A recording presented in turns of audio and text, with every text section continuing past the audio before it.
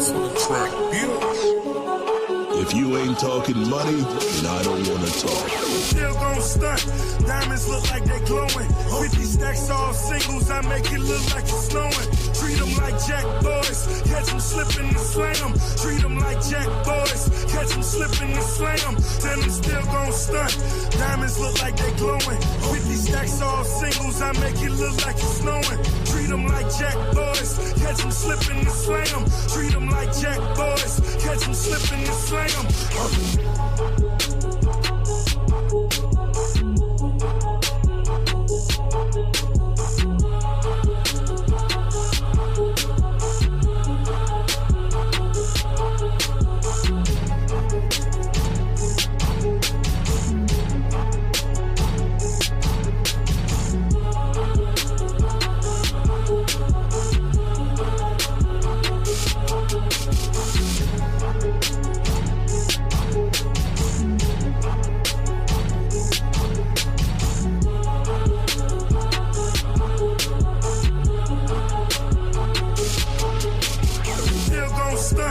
Diamonds look like they glowing. 50 stacks all singles, I make it look like it's snowing. Treat them like jack boys, catch them slipping and slam them. Treat them like jack boys, catch them slipping and slam them. Then them still gon' stunt.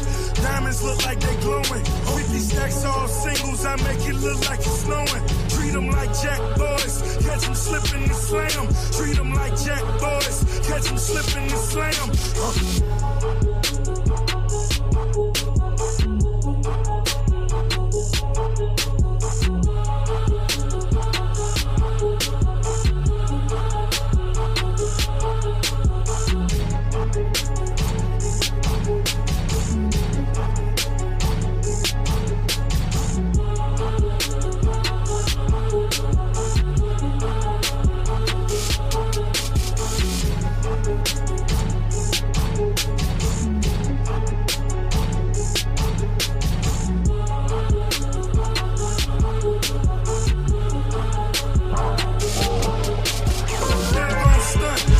Get ready for the most glamorous event of the year, the U2B Streets Awards 2025, February 9, 2025, at Laven Midtown, located at 641 West 42nd Street, New York City. Join us at 12 p.m. for the pre-show red carpet extravaganza and a chance to win $500 in our fashion contest.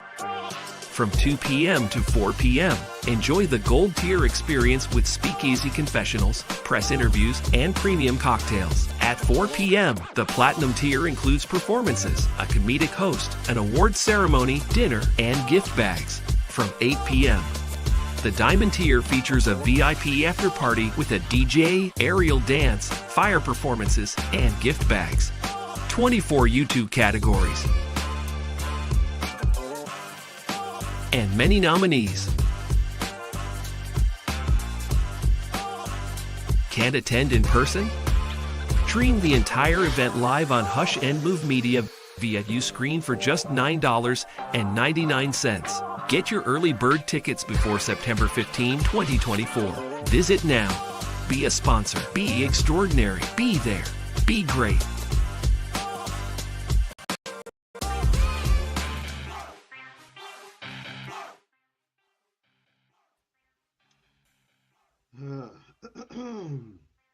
Anybody hear me? Anybody hear me? I hate when that happens. Oh, I really do hate when that happens. Welcome, ladies and gentlemen, to another edition of We-On-Loc Nation. And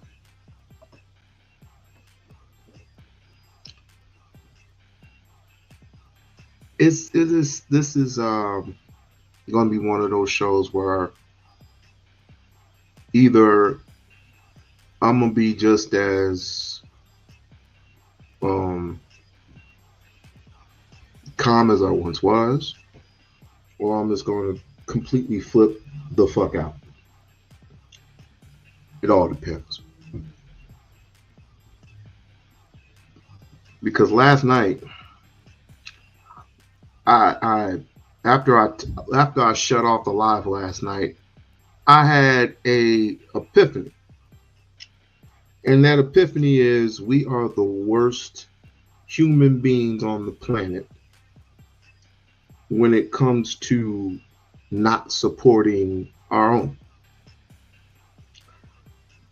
And not supporting our own, you have all the excuses in the world not to support, but you'll support anybody who will sell you a dream.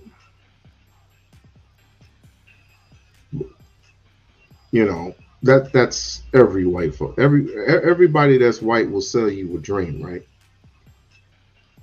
But a person who is building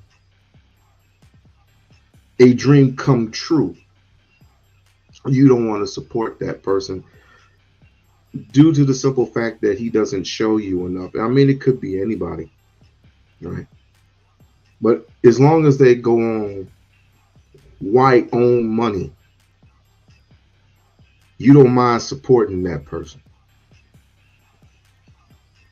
Well, this will be the last time I address this fraud, a fraud to another fraud, right?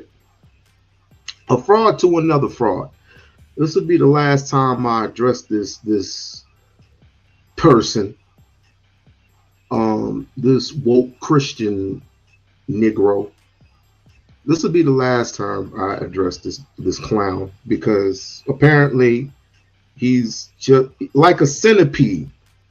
If anybody knows what a centipede is, it's like this long lizard with like 16 legs, and you can spot him anywhere. And if you try to smash him, it's that quick. And down in I think it's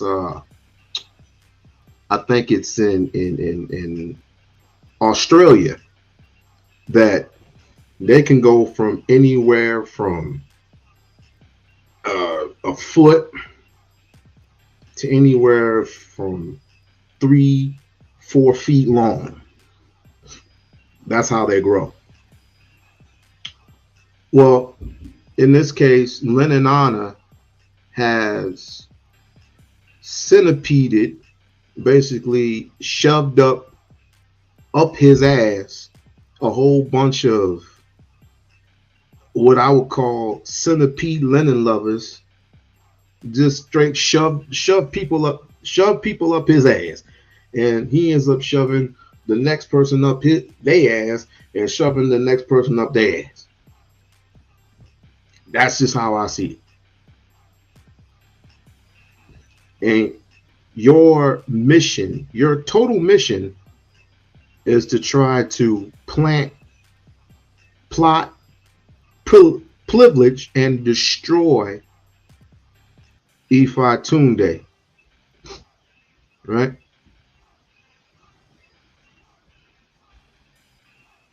It's not all about Ifatunde to me.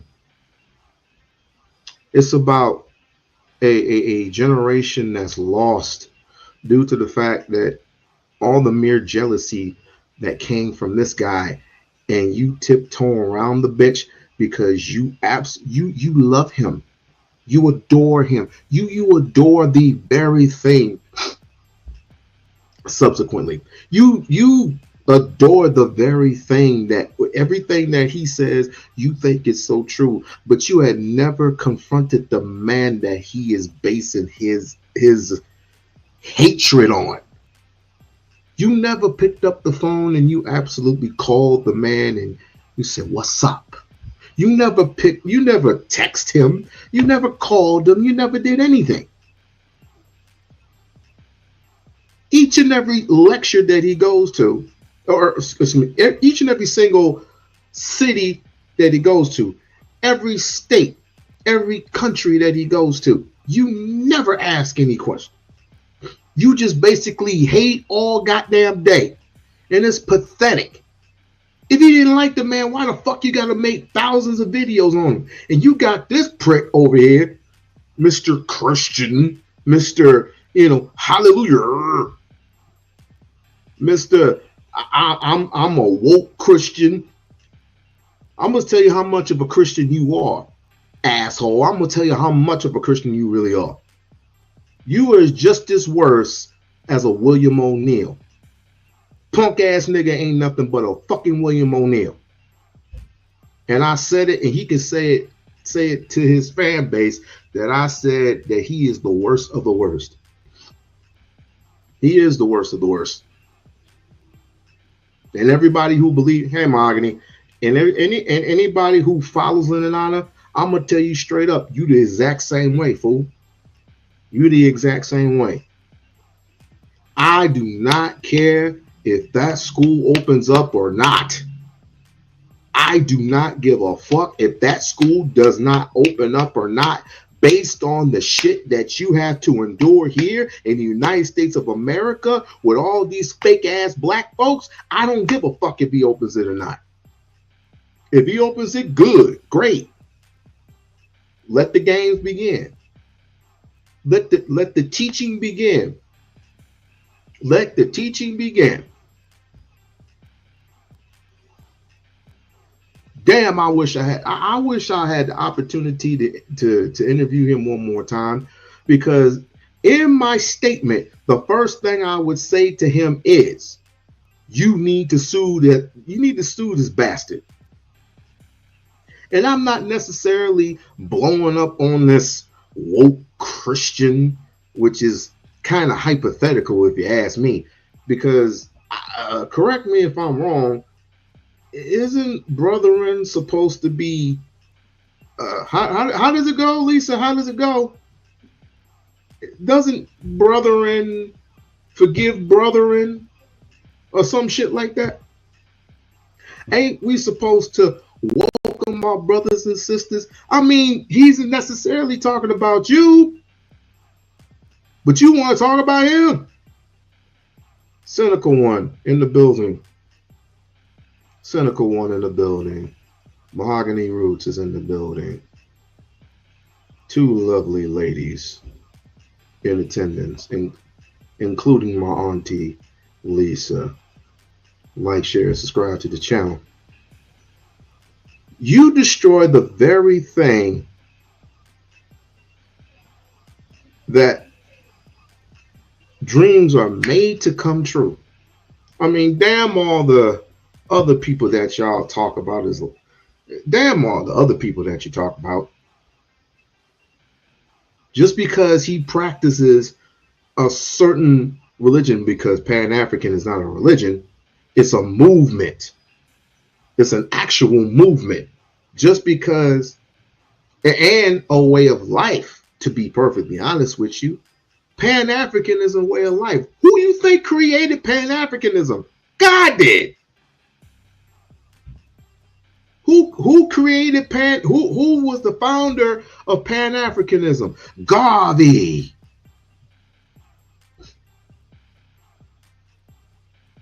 I mean, there were people before Garvey, but Garvey made it bigger than what it was.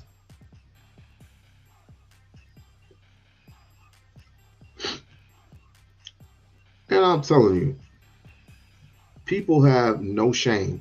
People have no shame just because they, well, where the fuck is your school at, nigga?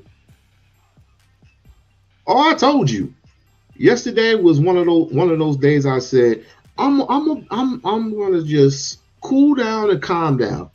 This is the time to cuss your punk ass out. Where the fuck is your school at, nigga?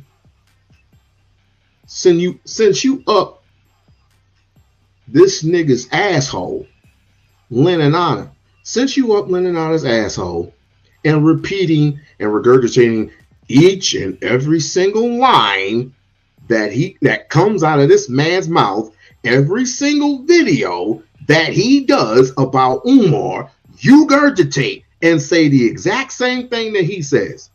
That's why I call y'all niggas centipedes. It's very sad. And anybody, I said, any and everybody who follows this man, anyone, I don't care who it is, anybody who follows this nut, she gives him a kiss on the cheek. I kid you not. He said, that's a whole story he tells about how she was on her menstrual cycle, and that's, man, what do you? But ultimately, she finds him in I'm not quite sure if it's something I'm going to actually include in the final cut, but if there's more evidence that comes out where I can actually, I don't know if I can actually prove that, but at least make it plausible, then I'll keep it in the documentary. But in my opinion, Umar doesn't know who he is, and he struggled with it throughout his life. That's why he comes up with all these fantasies about who he is and what he does. Right? What's up, Barry says, once again, Umar's carnal fantasies become manifest in his African trip. It's a running theme throughout his so-called career. Yeah. Barry, in the segment of documentary that I'll be doing after this live stream for members, I address Umar's two of these fantasies that Umar talked about. I mean, he has all kinds of them that he comes up with. In fact, FMG is a fantasy. To be real with y'all, it is. What he conceptualized FMG to be in the beginning was a massive 500-acre compound, complete with 2 schools, a hospital, a landing strip, a NASA building, a zoo. I mean, the list goes on and on. It's just batshit. The jealousy, the envy, the manipulation, and the lying. Like I said, this is my last time addressing the other guy, but Lennon has absolutely pissed me off. He is absolutely, positively pissed me off, and I'm about to get pissed off at Umar real quick, just to let you know how pissed off I am. Just to let you know how pissed off I am. I'm about to get pissed off at Umar. Why? Because he knows, even he knows that he needs to handle his business and settle this out of court. He knows this. So why can't he just fucking do it? Why can't he just get up off his ass and just fucking do it? I would have been done it already. Slander. Defamation of character, all that shit. I would have been sued this guy. So I'm talking about my mama, talking about my mother, talking about my father,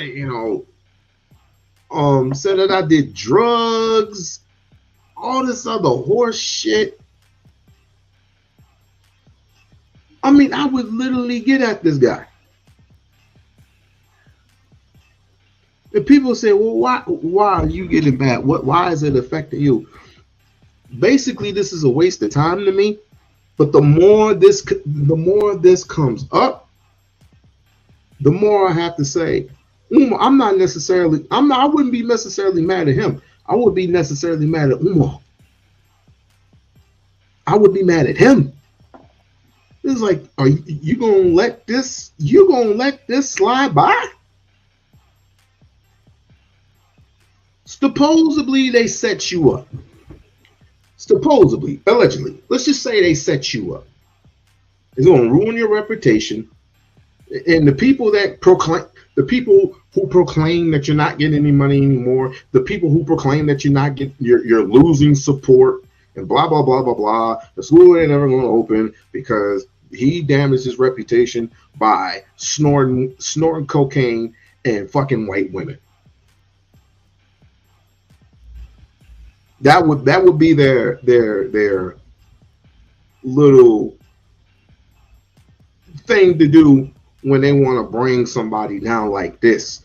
Somebody who is in the community, mind you, this same person that was just on the screen, this same person was in the community doing his own thing and could have continued doing his own thing while Umar was doing his. I don't know how they clashed.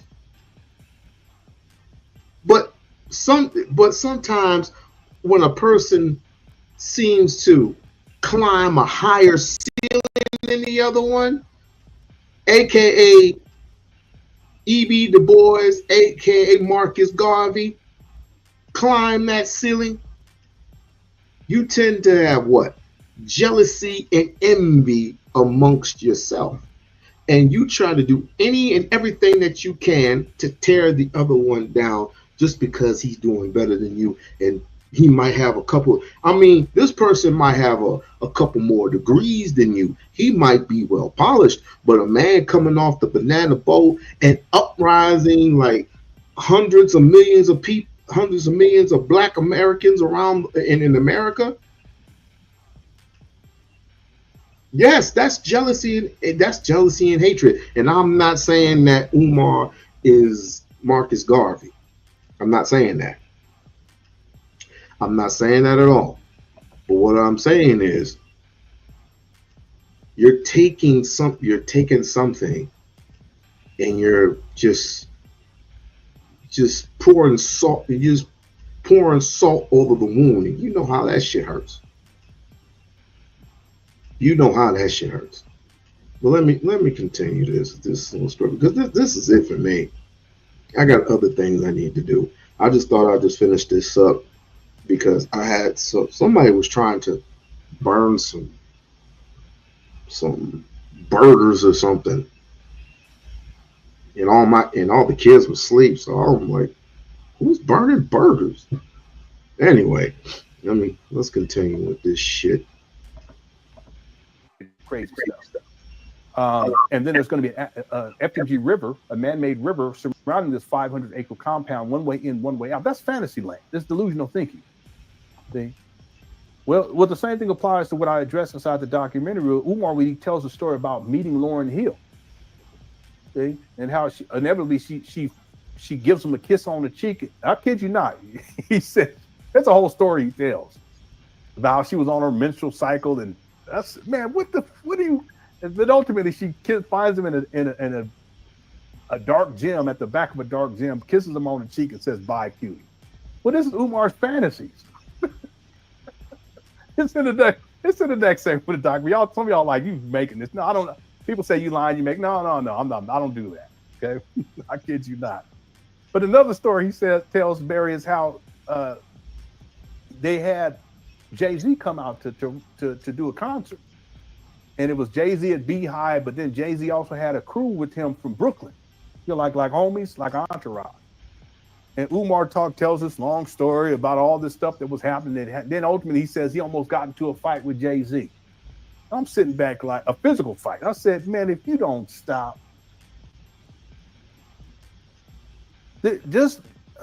Umar just said that he had a whole crew. You mean to tell me that from Brooklyn? You mean to tell me that he has Jay-Z has an entourage from Brooklyn with him, and Umar, you almost get into a fight, like, you big and bad. Umar, would you stop with the fantasy land? but it's true. Umar, everything, the fantasy stuff always comes out, including the carnal fantasies when he starts talking about the.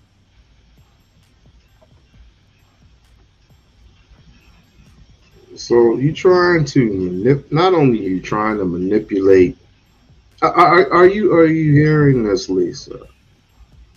Are you hearing this cynical one? Manipulate and trying to do some psychoanalysis on a person who is a psychologist? Like, really? And saying all types of crazy shit that even Umar himself wouldn't even do anything like this. But then again, he did mention something about fighting Mike Tyson. I said, nigga, you ain't fighting no motherfucking Mike Tyson. Stop. You ain't fighting no fucking Mike Tyson. Stop it. Stop. You ain't touching Mike. But then again, Mike might like you and get you a bag. He might. I mean, he's heard of Dr. Umar. Who is that? I don't like him. You know, he's kind of funny. You know, he's kind of funny. Smash it. The lovely, the infamous Trish in the building. What up, though? Nah, but the manipulation and shit, all that shit has got to end. I'll be so pissed that I would be so pissed at Umar if he does not sue this guy. I really would be. I really would be. I mean, the shit. I don't even want to review this shit no more. But what I do want to review is something that this person that I'm supposed to be talking about is absolutely mad at.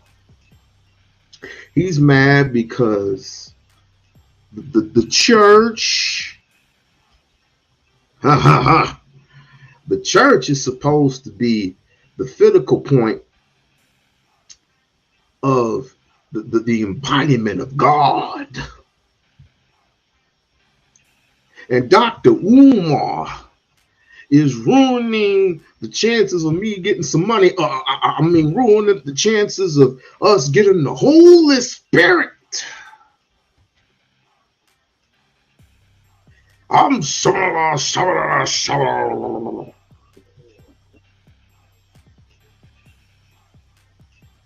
This is what the congregation is mad at. This is what the congregation is so upset at Brother Ifatunde. Hey. You know, my grandmother always telling me never to play with the Lord like this. But even God has a sense of humor, you know? The fact TD Jakes ain't got no bank. How can Creflo Dollar not have no bank?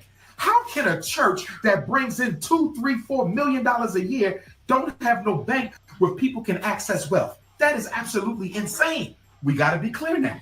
The church is a form of an intoxicant. It is a drug that you get high on once a week so you can put up with the racism you're going to experience the next 7 days. If the pastor empowers his people too much, history is the foundation upon which our children build. Do you know how traumatizing it would be to put a black child who knows nothing about themselves in a room with a Chinese kid who knows his? Like somebody, they got something coming to them. This too. Arab, everybody got these religions, but we're the only people who will substitute our culture for our religion. Nobody switches out culture for religion. Listen, we're the oldest people in the world, 2 million years old.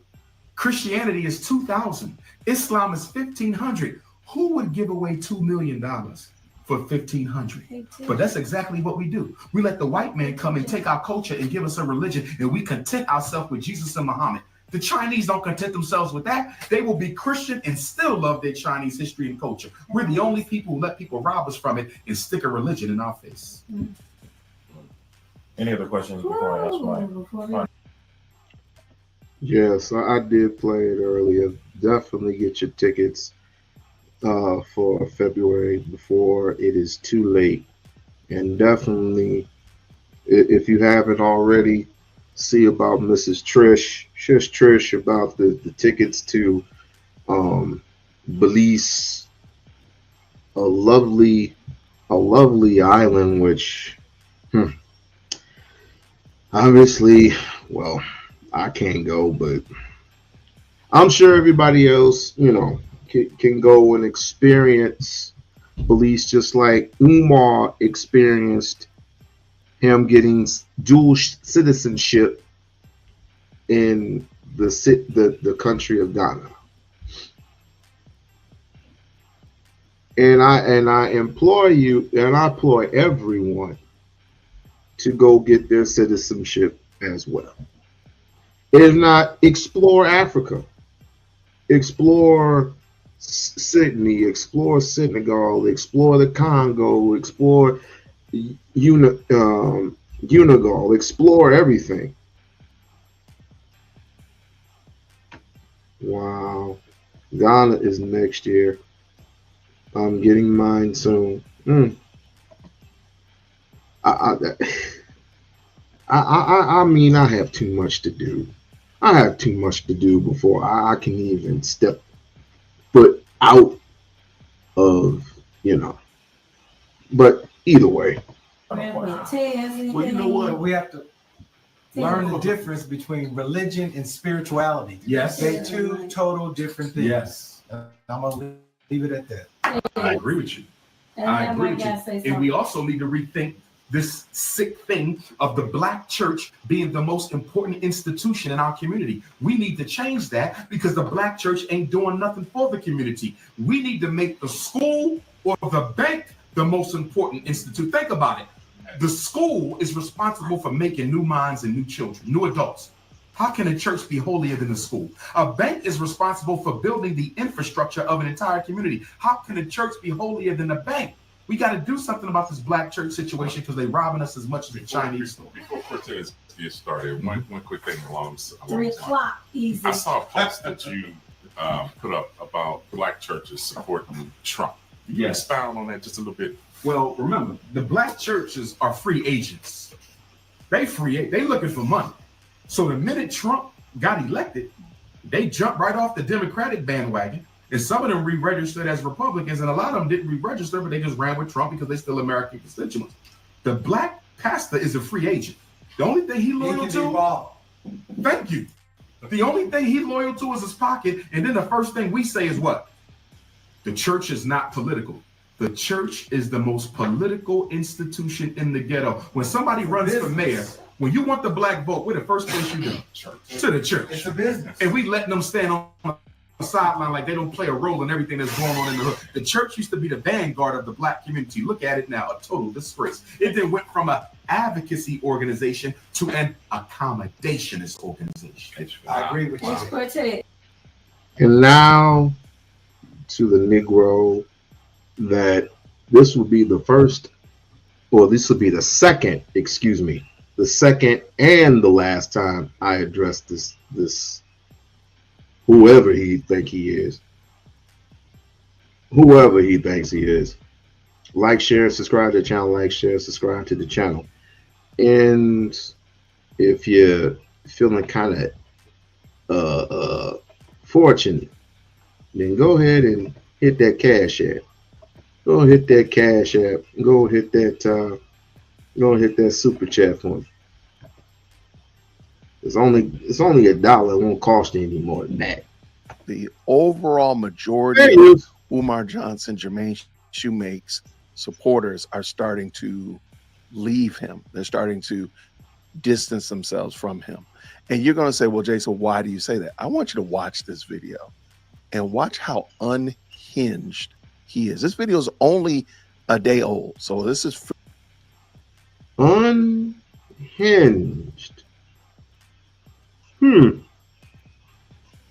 Sounds familiar. Fairly new. And you know he's up in the Delaware area, so you see snow. And I also want you to think about this. Why is he always outside of this building? Is never inside. There's never a, hey, turn it. Now I understand it's cold outside. So why is the heat not on? We're testing the heat. We're testing the lights, so on and so forth. But the school is going to start. And oh, by the way, at the very end, he tells you when the school is going to start. So this is probably maybe the 12th, 13th, maybe more prediction on when this school is going to start. So I know there's a brother that's been keeping track of it. And actually, we're going to be looking at some of his content soon as well. Brother Honor over there. He's been really crushing it. But he gives you another prediction to add to the, I mean, literally, it's probably been better than a dozen predictions on start dates, opening dates, whatever you want to call it, launch date of the school. But I'm gonna pull this video in. I just want you to check it out. It is, I'm sorry, man. I think he's outside. Who he saluting? We right back like we never left. Marcus Garvey has been pardoned. Dr. Umar has his Ghanaian citizenship. I said Marcus Garvey has been pardoned. Dr. Umar has his Ghanaian citizenship. I said the most honorable, the right excellent Marcus Garvey has been pardoned, and the Prince of Pan-Africanism has his Ghanaian citizenship. Shout out to all my fellow Ghanaian Africans.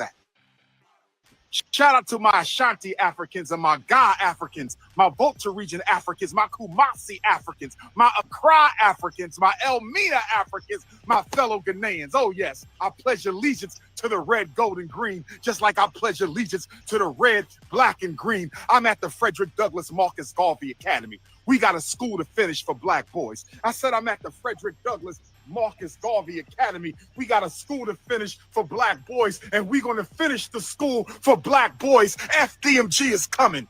Get on the bus or get ran over. Get on the Black Star Line or get ran over. We in the building. Hit the Cash App, $FDMG School. Hit the Cash App, $FDM.me/FDMG Academy. Send that check of money on the pay. He's starting to give me a headache. Is there any institution that before they give you the value statement, before they tell you what it is that you are supporting, they literally stick it out and say, hey, give us some money? Who is doing this? Like literally in no time is this man. Your pastors, your prophets, your reverends, all these other trick bags, Joe Weinstein. Oh, yes. I say no. Farewell. Yes. Oh, God is good. Yeah. TD fakes. Oh, I'm gonna go to Diddy's party and I'm gonna collect a lot of money. I'm going to the freak off. I'm going to the congregation. I'm going to the congregation, ladies and gentlemen. I'm going to the congregation. We fall down and we get up. Clown ass nigga. Actually explained in this video, at least, has he explained what's the value statement of this school? What's the value statement of this organization that you're allegedly starting? And why should I be giving money to it? I'm hitting the Cash App and all this kind of foolishness. And he's about to give you the P.O. box. Why is it that you care so much? I'm starting to ask that of everybody, not just him. It's like, why do you care so much? You're not giving anything. You're not giving anything. You're not starting anything. So what does it matter to you? So you can say check for why? But why though? Why should somebody do that? And I think that's a valuable question. And I don't know if people are asking it. Why? Because people want to see this man strive. They want to see him thrive. They want to see him successfully succeed. It hasn't been that long. I mean, think about it. The more we fuss and fight, the more we argue, the more life passes us by, right? That's what mainly happens. Every time we do good about ourselves, time seems to slow down. But once we argue, we fuss, we fight, we carry on with these obsidians and talking all this other nonsense, then time speeds up. And we often waste time. Y'all have wasted valuable time instead of supporting or not supporting. You made videos about his money, smothering him. I can't even say the word right. You're just smothering him. And of course, you have a right to do that, but you don't have the right to lie on him, though. You don't have a right to lie on him. But I honestly wasn't going to do anything on goofballs like this because these are small potatoes. But the thing that bothered me the most is that if you are a Christian, if you so proclaimed to be this God-fearing man, and so is Umar. Umar's a God-fearing man. I'm a God-fearing man, and you're a God-fearing man. Are we supposed to help our brethren? Are we not supposed to be slandering and what's the word, Lisa? Contenting. I forgot what the word was, but you know what I was talking about. We're not supposed to be contorting our brother. We're supposed to be luring him in, not to our way of thinking as Christians, but we're supposed to be honorable to our brothers and sisters to a fault. And if we don't like the very same thing that he might be saying, or he might introduce some type of idea that we may not like, aren't we just supposed to say, no, thank you, sir? I mean, I like you and I respect you. Thank you, but no, thank you. And you turn your head and walk away. You know, we're calling out government names. We're doxing, covering it. Oh, yep, that word. We're supposed to be. We're doxing. We're calling out first names, and we're doing any and everything we can to try to ruin the reputation of a person that, number one, you don't know, but you're also supporting a stalker in Leninana. Let's continue. Should they give money to this institution? Why should they give money to this idea, Umar? Let's let it finish up, Jason. To FDMG Academy, P.O. Box 9634, P.O. Box 9634, P.O. Box 9634, Wilmington, Delaware 19809. That's right. Let the haters hate. This is the year of Pan-Africanism. If you ain't with the red, black, and green flag of the right excellent Marcus Garvey, then you ain't serious. You ain't serious. I'm running this shit right here. I'm the king. Everybody else that fell off. I'm the only man standing. I'm the last man standing. I'm the greatest man standing. Let's do the work, family. Shout out to my Nigerian Africans, my South Africans, my Kenyan Africans, my Somali Africans, my Congolese, my Togolese, my Liberian, Zambian, Gambian Africans. Peace and Pan-Africanism to my Jamaicans and my Haitians and my Puerto Rican Africans and Cuban Africans and Turks and Caicos, Bahamas, Bermuda, St. Croix, St. Lucia, St. Thomas, St. Vincent, St. John, my Montreal Africans, my Toronto Africans, my Las Vegas, my Texas Africans, my Carolina, D.C., my Maryland Africans, my Pennsylvania, Jersey, New York, Massachusetts, you mentioned Las Vegas. Africans, my Kentucky and St. Louis Africans, my Costa Rica Africans, my Brazilian Africans, my Venezuelan Africans, my Mexican Africans. One people, one race. One people, one race, one movement. We in the building. We in the building. Well, technically you're outside the building, but this is something I noticed. I wanted to make sure I heard it all the way through. Why is he not calling out the communities that are going to be feeding kids to this institution? Why is he not calling them out? Shout out to Oak Park. Shout out to Potter's Field. Shout out to the bakers. Why is he not calling them? Where is the institution, sir? You don't went global. You don't shout it out the whole multiverse. But where's the actual what you're doing in this area? Because you say we're in the building, sir. Technically, you're not. You're standing outside, waving a flag, yelling at your cell phone, which has got to be nasty work. I would love to see what that looks like. Somebody get a ring cam of that. But sir, what you're doing doesn't seem hinged. And I really, truly believe in my heart of hearts that that the pressure of people not supporting him is starting to weigh on him. And let him finish up. There's only a few more, almost a minute left. But I think that's what's happening. Let's let it go. King Kong, live from Wilmington, Delaware. We got a school to finish. Let the haters hate. They not building no institutions. Name one of them building a real institution. Name one of them building a real institution. I'm the only one building it with all black money. Put your money where your mouth is. Put your money where your mouth is. We in the building. FDMG grand opening coming this year, family. Let's finish what we started. Peace and Pan-Africanism.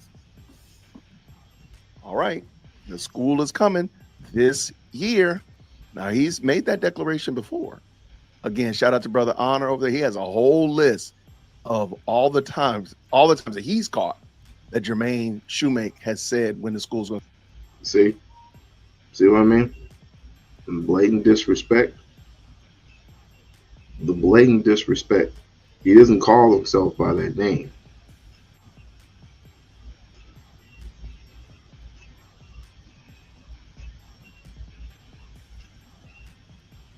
He doesn't call himself by that name, sir. I mean, what type of a Christian does not call the fellow man by what he calls himself? What type of a Christian does not greet his fellow man and welcomes him with open arms? Whatever happened with that? I guess I got to start calling out Christians, right? But what good would that do? That'll be a waste of my time calling out a whole bunch of Christians and their hypocrisy. Just being hypocritical. I mean, do you not follow your Bible, sir? We'll start. It's fair to say that this is going to be just yet another come by and go. He has stopped giving like hard dates. He used to say like, August 21st or July 19th. He used to give like really hard dates. He's kind of skipped that. Now he just says this year. Well, when this year? Like, what's going on? Like, if that's this year, you got 11 months. And I'm assuming that you mean next school year. So that would mean like August time. So you really don't have 11 months. You really got like 6, maybe even 7 in order to really have everything up and cranking, because you still got to get staff. You still got to get kids, all that kind of stuff like that. Where is all that stuff, Jermaine? Where? Why do you give a fuck? Your kids, if you have any, are not going to be there. You haven't put not a goddamn dime into the building. So why the fuck do you care? Why are you even mentioning it?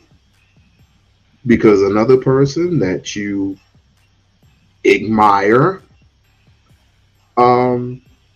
is 1,000% interested. I mean, we've seen the videos. You've seen the videos front and back. I mean, I can count how many videos and how many videos on members only that people actually pay to go see. They pay members only a membership, in which, by the way, please become a member of We-On-Loc Nation. They pay this membership to go dig in and see the exact same duplicate of what was 10, 12 years ago. He'll just make some shit up along the way. I'm talking about Lennon Honor. He'll just make some shit up along the way for the same old ass wrinkly videos that Dr. Umar has been in or has featured there. He has nothing new to give to us. Nothing. Absolutely nothing at all. But you just eating it up like so. And the only thing you can ask is when is the school going to open? I would ask you the same question. When is your school going to open? As a matter of fact, when is your church going to open? Big boy, when is your church going to open? When you put all those white folks in that church? Is all them white folks that you hang around with actually going to help you build your church, nigga? I'm waiting. Where is it? Like, I don't think people are realizing just how much it takes in order. And this could apply to anything. This could apply to if you're opening up a bakery. This could apply to if you're doing anything, opening up a computer repair store. There's got to be some hard deadlines. There's a track. Secure the building, get all your permits, get all your licenses, get all your utilities. He has all that. So what's your point? Everything you just mentioned, he has all that. I'm not sure anything that needs to be updated, but He has all that. Been there, done that. Obviously, you haven't been paying attention. You haven't been paying close attention to anything, or either you just wanted him just to open up the school just because. I mean, he wouldn't be doing it for you. And even if he was doing it for you, the first thing you're going to do is you're not going to, oh, congratulations, Dr. Umar, congratulations on opening up the school. Congratulations, brother. You finally did it. It took you long. It took you long as hell. You know they're going to say that. It took you long as shit, but you finally opened up the school. No, you wouldn't say that. And as a Christian, you would think that you would be a more gentle human being. Obviously, this ain't the case. You see, I would rather be silent and have my tongue cut off than to have a serpent's tongue just like you. Ain't that the reason why you missing a couple of you missing some teeth, nigga? Because you want that serpent's tongue. Each time you talk, you have that serpent tongue. And it's going right in between that tooth. Next to the mouth. Next to the mouth. Having ass nigga. The supplies, get a staff. There's some steps that you take.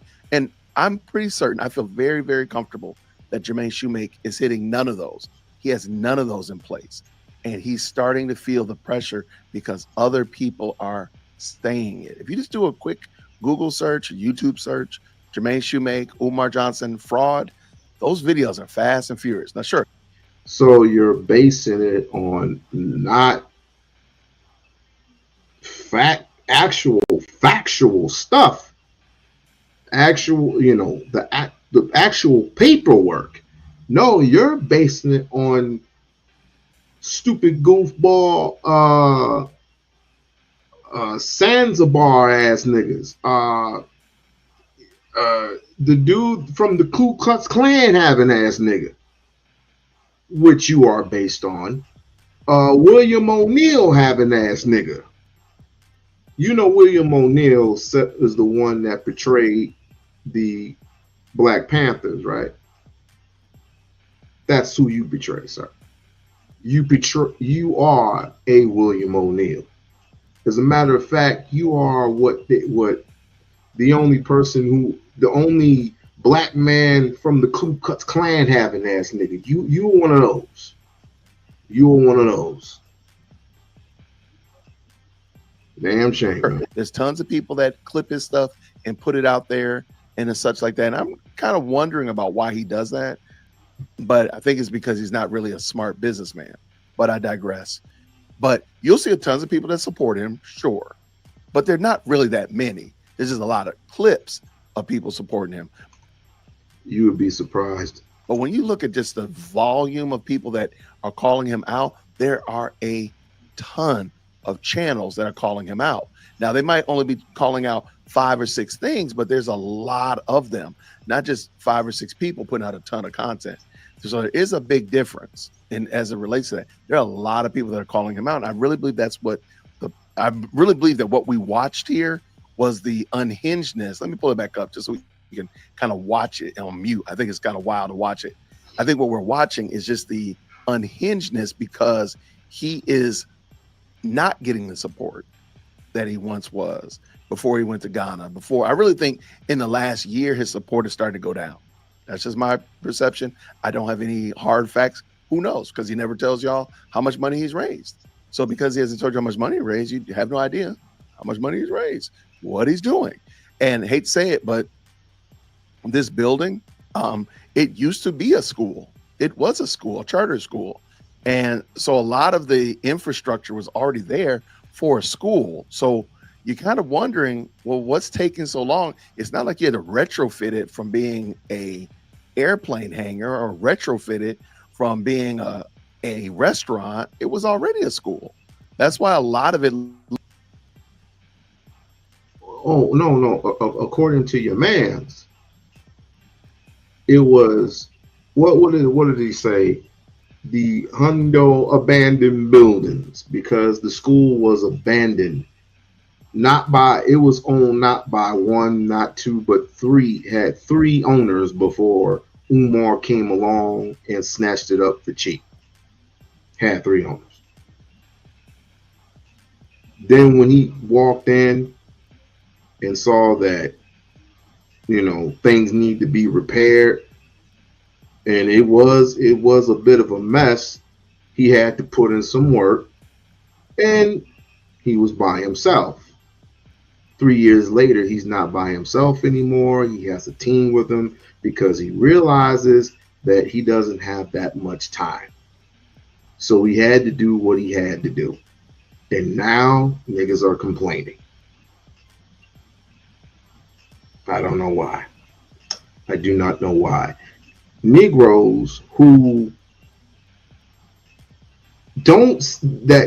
really don't have the best interests for Dr. Umar or the school that he's paid for,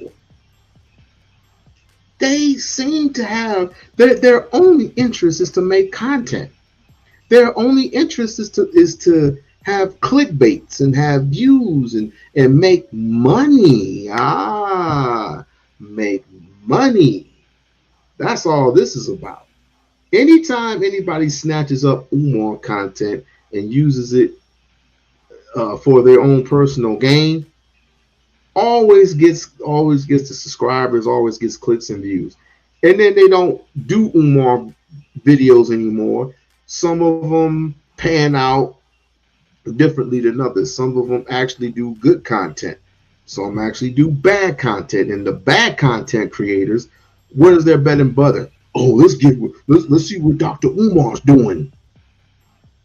Let's see what Dr. Umar's doing. Boy, Geno Jenkins would have a good time with you, biblical wise. Looked very schoolish when we've seen some of their walkthroughs. Now, all of that around the block is to say that this guy I think he's becoming unhinged. And it's him. It's just him. He's come up with this scheme. I do believe he's unhinged. Why? Because he has passion for his Africanity. He has passion for his Ghanaians. He has passion for what he does as a school psychologist. Really? You do sound like Lennon Honor, sir. Sir, you sound like a hypocrite. You sound like that hypocrite from the video, the other video that I just played. This cake cornball baldy locks egghead ass nigga. This baldy lock ass nigga. Eggplant ass nigga. About to be cracked. Never mind. Lisa don't like me when I'm like this. I know she don't. He's purchased the building. I do believe that. I do believe he's used that money to get him that building because he thought he could leverage the building to get him the rest of the money that he needs to just do the things that he's doing.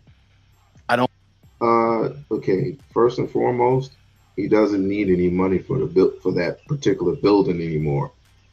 The smaller building, not the larger building, because he's going to use the building for 2nd through 4th grade, or he's going to have 2nd through 4th graders in that building the first year around. Then the second year is going to be 5th through 6th, then so on and so forth. But I do know about the 2nd through 4th grade. And of course, I don't know how difficult this certificate of occupancy is going to be, but we will see. We will see. And I will try to get updates, and I will try to see what is going on. Right? Because real supporters, real or not, are just as patient. Just as patient. It's only been 5.5 years. So we can actually chill and relax If it took 10 and 20, if it took 10, 11 years, then I will be concerned. But it didn't take that. It didn't even take that long. He's had these buildings since November of 2019. So everybody can relax. Don't have any evidence to that fact, so it's based upon information and belief.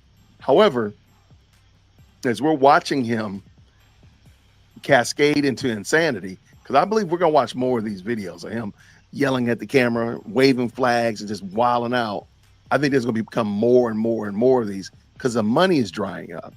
The support is drying up. People are not buying into what he's talking about, and they're just ignoring him. He's just... I just think this is jealousy and envy. That's what I believe. It's just jealousy and envy coming from a couple of coming from the scammer. Because I remember to mention that Lennon Honor scammed the people out of tens of thousands of dollars just to move from one area of the spectrum to the other.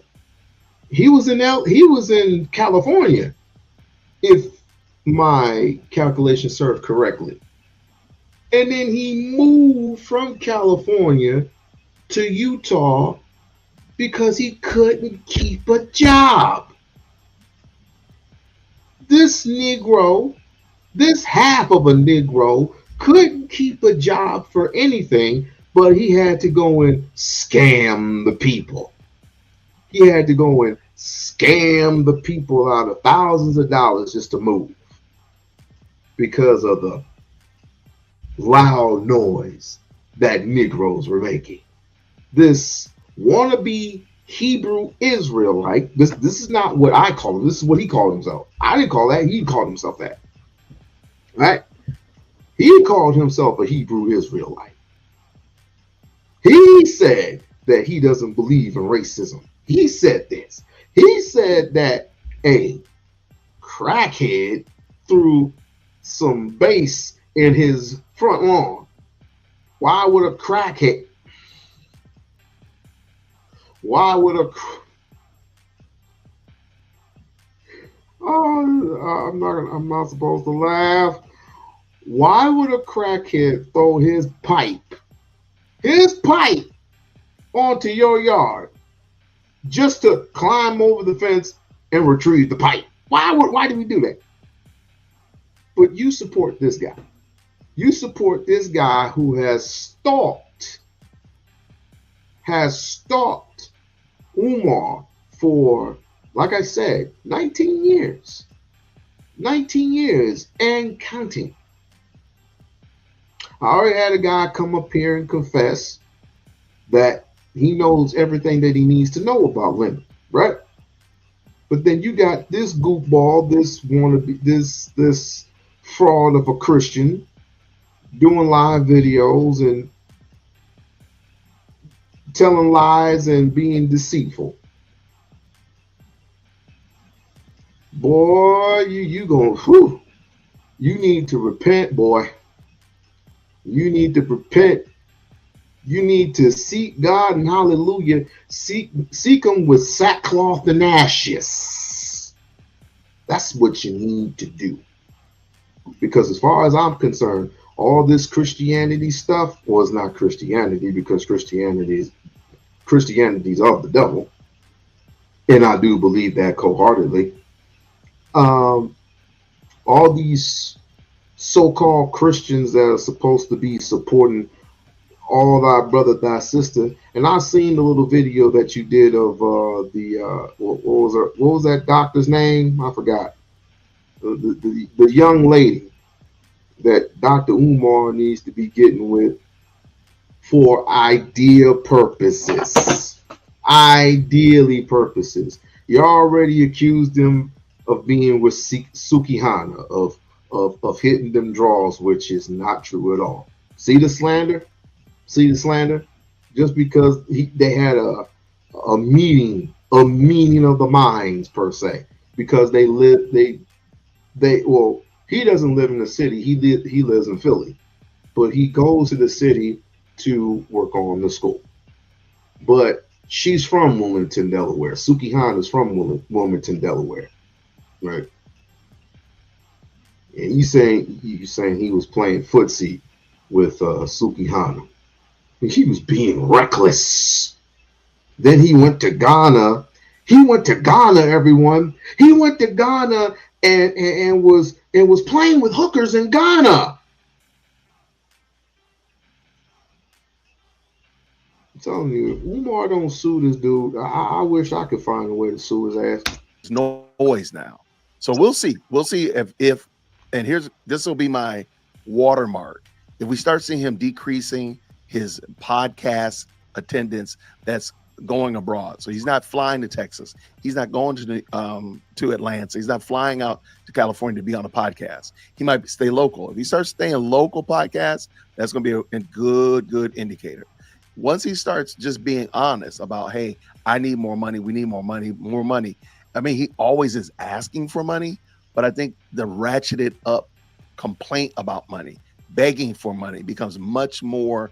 If he does like a Jerry Lewis style begathon, that's where you're going to see like, yeah, he's really wilding out. He's really crashing out. So I think the more we see and the less we see of him out and about is going to be a good indicator. The more we see and the more we hear of him begging for money. And then very last thing is, I think if the government steps in, if something happens where he gets arrested, something happens where he gets called on the carpet and investigated, I think that will be, of course, a very good indicator of what is going on. I don't think that's ever going to happen because I don't think anybody cares, because I don't think he has any of the paperwork to start a school. I don't think he's registered as a entity or anything of that nature. He's just a dude yelling into his camera outside of a building that he purchased or has secured. So again, sir, where's your paperwork for the church that you're supposed to be building? Where's your paperwork? Where's your paperwork for the school that you're the church that you're supposed to be, building? Oh, you built it with? Are you going to build it with government money, or are you going to build it with black money? You wouldn't have the balls to build it with black money, because black money don't serve no one. But you'll be happy to get that loan or that grant, whichever comes first, and build a church. Be part of that FBI, that faith-based initiative type Negro. Don't worry about when the school's gonna come. Don't worry about it. Don't worry about when the school's gonna open, because you ain't gonna be there. As a matter of fact, you definitely in the book of Negroes. You don't think Umar sees? You don't think Umar knows? You don't think Umar hears and listens? I know he listens to me sometimes. Not all the time, but sometimes he'll flip and say what I got to say, and he'll flip off. Like I said, I interviewed the man. I don't need to interview him anymore. I've accomplished that goal. And from the first interview, after hearing him speak, after talking to his people about him and hearing the stories about him, I believe that this school is going to come to fruition. I believe that the school is going to come to fruition. But why does he have to travel anywhere? Because he's trying to finish what Marcus Garvey started. And by the way, why is it so much a concern if he travels the continent or not? Well, let me say that more better. Why do you care? Why do you give a shit if the man flies to Kansas City, Missouri, and lectures there, or teaches at New Orleans headquarters? teaches, lectures to the children at New Orleans headquarters, or lectures to the children in Lansing, Michigan, lectures to the children at Tulsa, Oklahoma. What does it matter if he lectures to the children and these young adults in New York? What does it matter to you if he flies to New Jersey, or if he goes to Texas, and he goes to California, if he goes to the city of Nevada, whether it be Reno or Las Vegas? What matters if he goes to Washington, D.C. and lectures to the children? Because when he does that, he has more work that he does. But you don't ask no questions. You don't ask no questions other than, when's the school going to be? Where's the school? Where's the school? Don't make it, it's not your concern. Because you ain't putting no money into it. So don't worry about it. And hey, another good indicator why he probably is wilding out. I bet you property taxes are due. Property taxes are probably due. Now, if he bought that building outright, he's paying those property taxes on his own. If he's paying a mortgage or whatnot, he's paying it through his mortgage company. But the money is starting to dry up, and property taxes are due. I mean, usually property taxes are due, toward the end of the year, beginning of the year. So somewhere in this window, this 3-month window, you probably have property tax.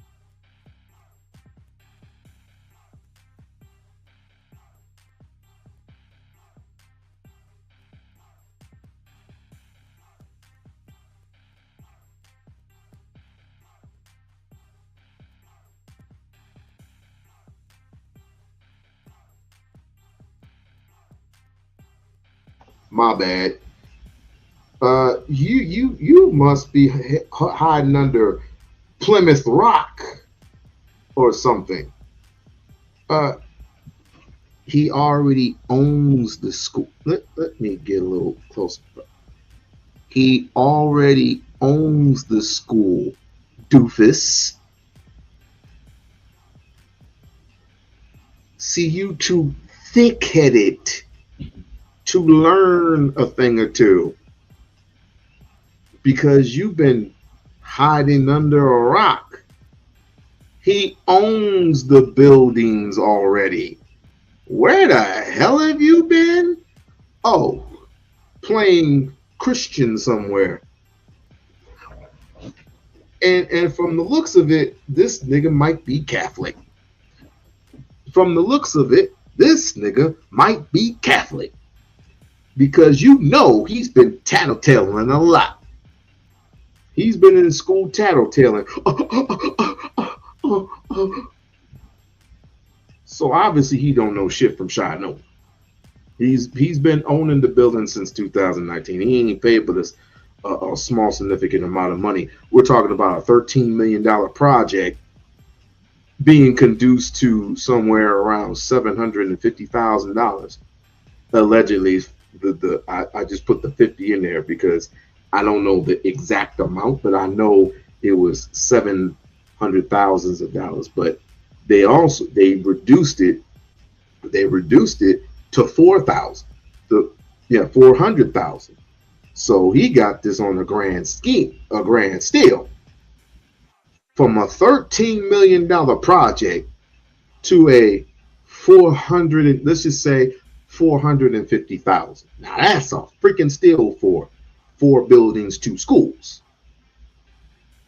And those are rightfully his. And don't worry about the taxes. Don't worry about the taxes. He's got those. Otherwise he wouldn't be at this school for as long as he's been at the school. And he does things inside, not just outside, but inside the school as well.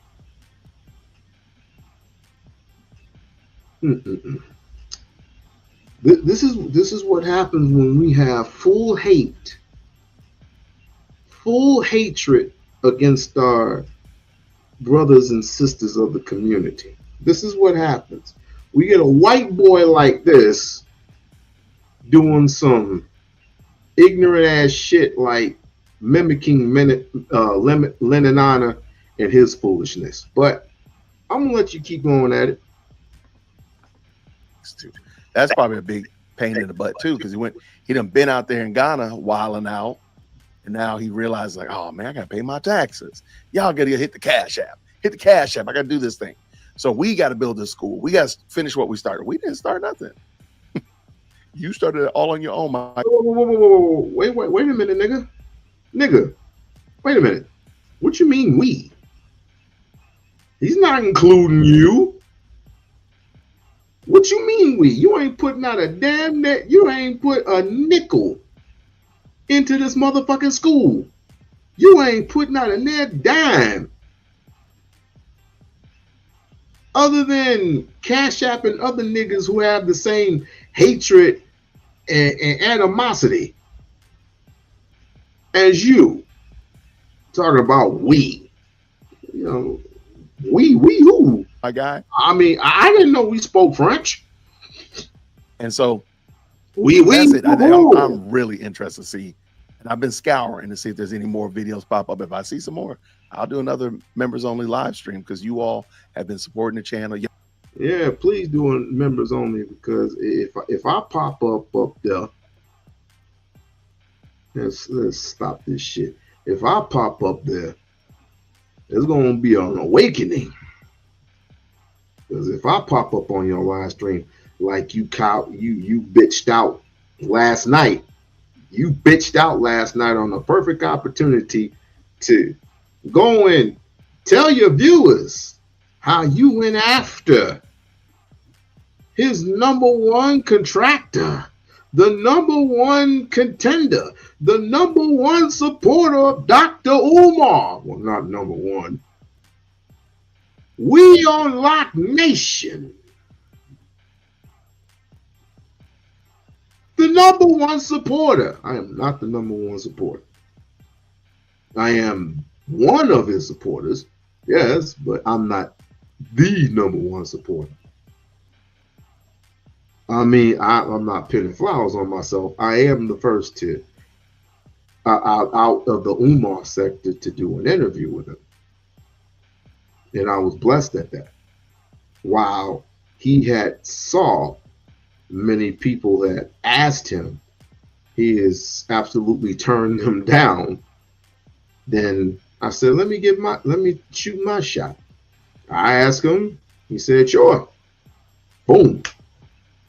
Did not once but twice. And I'm grateful.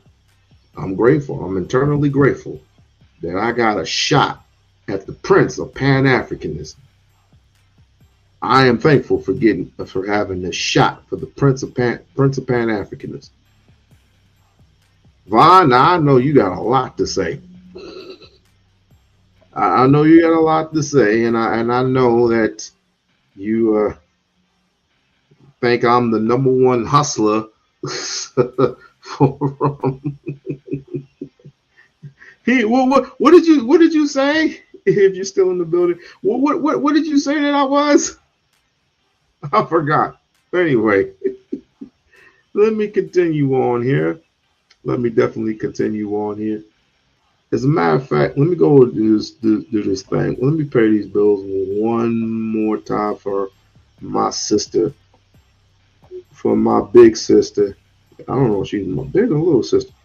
I'll just say my big sister. My big sister Trish. Let me go ahead and pay these bills real quick. Get ready for the most glamorous event of the year, the U2B Streets Awards 2025, February 9, 2025 at Laven Midtown, located at 641 West 42nd Street, New York City. Join us at 12 p.m. for the pre-show red carpet extravaganza and a chance to win $500 in our fashion contest. From 2 p.m. to 4 p.m., enjoy the gold tier experience with speakeasy confessionals, press interviews, and premium cocktails. At 4 p.m., the platinum tier includes performances, a comedic host, an award ceremony, dinner, and gift bags. From 8 p.m., the diamond tier features a VIP after party with a DJ, aerial dance, fire performances, and gift bags. 24 YouTube categories. and many nominees. Can't attend in person? Stream the entire event live on Hush and Move Media via Uscreen for just $9.99. Get your early bird tickets before September 15, 2024. Visit now. Be a sponsor. Be extraordinary. Be there. Be great.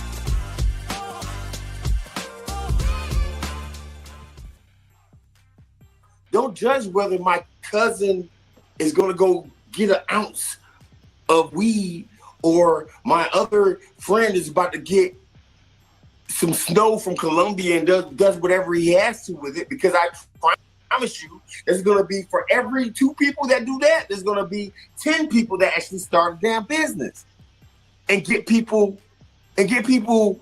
working. There's going to be a lot more people that take their money and buy a new house and create equity for themselves and their families and their future generations of black people. So I'm not dumb. What he just said was cap as hell, bro. We can't play like that. Like, if we start trivializing, ooh, yeah, this is what they might do with the money. Nigga, you can't tell me what I'm gonna do with my money. Why does he look? Somebody said, why does he look like a Muppet from the waist down, bro? Hey, hold on, and he's gonna draw a picture. I'm rich, bitch. More knuckleheads coming up out the woodwork, all because he said that black people should not get reparations. Wow. I think people delay or display the message that he says in their own little way. Like, they just discard everything else that he has said, which is pretty enough positive to me, and then they go a different route with it, and they say, well, Umar needs to look out the way because he's interfering in our reparations, which you guys ain't gonna get. Don't you get it? You guys aren't going to get reparations. You guys are never going to get reparations. Oops. That's not what I just asked you. I thought you were retiring. Yeah, I thought about retiring, but your mom gave me some good slobber knocker so good, I just thought I'd stick around for a couple more years. What the fuck is you doing up here? Starting more trouble? Just asked you, has Umar Johnson brought up some of the same points? I say there's been some stuff that he says that I'd be like, right on, brother. Tell me what. I just want to hear. So again, what was the first statement I said? Somebody give me an example.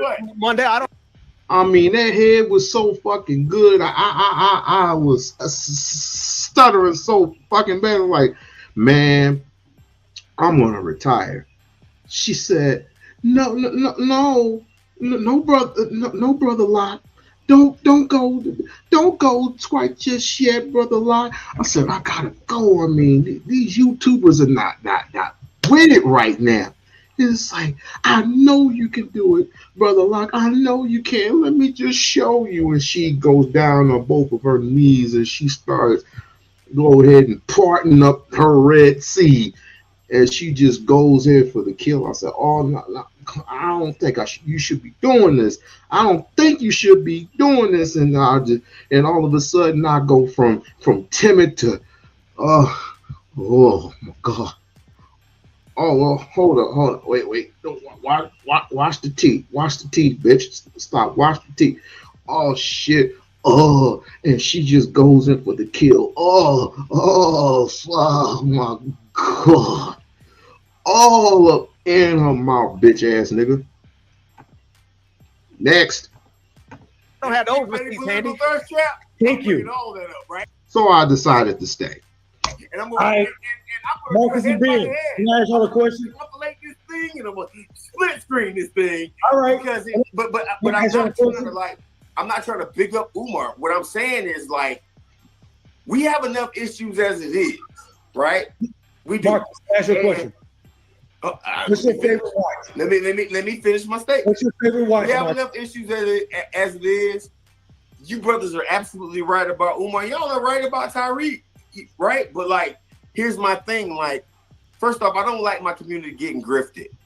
That's a problem to me. And y'all showed me some very blatant examples about like being grifted. But I'm not the fall in line type of brother.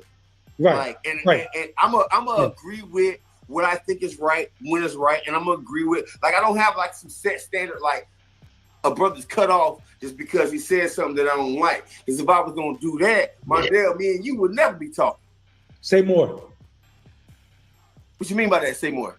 You already know that, bro. We've been fighting since 2019. What's wrong with this brother's eyes? Right, like it's like, so what are you talking about, right? Here's my thing. Like, here's what I'm saying. At the end of the day, right? Like, these are valid points, and I don't like people going against my work. And also, at the end of the day, the only thing I care about is the civics of passing laws as black people.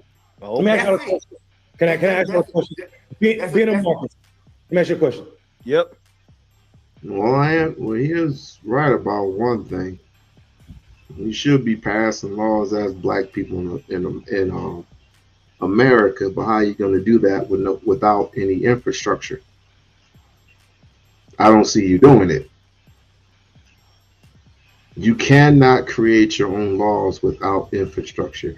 You cannot create your own infrastructure without getting a little piece of your money, which Umar, it's not just Umar that's trying to tell you. It's Dr. Claude Anderson that tried to tell you. It was Frey Lou Hamer that was trying to tell it. It was Nelly Fuller that was trying to tell you, but you don't like them people. But you'll get along with a TD Jakes. You'll get along with you'll follow along with what a Creflo Dollar got to say until he fly that jet that you paid him money to go purchase a jet. How far we have fallen. Do y'all both own watches? Yes. Yes. Okay. Do me a favor. This is an experiment. Take the batteries out of your watch. Not right now. Don't physically do it. But if you did, man, I can't. Hold on, listen. I can't take my batteries Hold out. on, listen. All right, let's stop your watch from working right now. What time would your watch say if you stopped it from working right now? Probably like 6:15 because I ain't used that. All right, so let's just say it would say 10:22 for the sake of time right now, right? Yeah. How many times out of 24 hours would your watch be right? Twice. Okay, I'm gonna stop right now. Cool. You know what, bro? I'm gonna shut up right now. Oh God, hey, listen here, guitar Joe, right? Like, hey, Joe. Yeah. So no, my name. We can look at anybody in this game. I'm not following nobody like that. I'm not the same way that I came at TYT, right? Like when you first dropped this, I don't do that. Isolating people, but I want us to win. You pushed me to go and collect all the. Because your reparations put you in a position to make all the money. Yeah, we laughed through the first part. Listen to the first part again. You are asking for cash.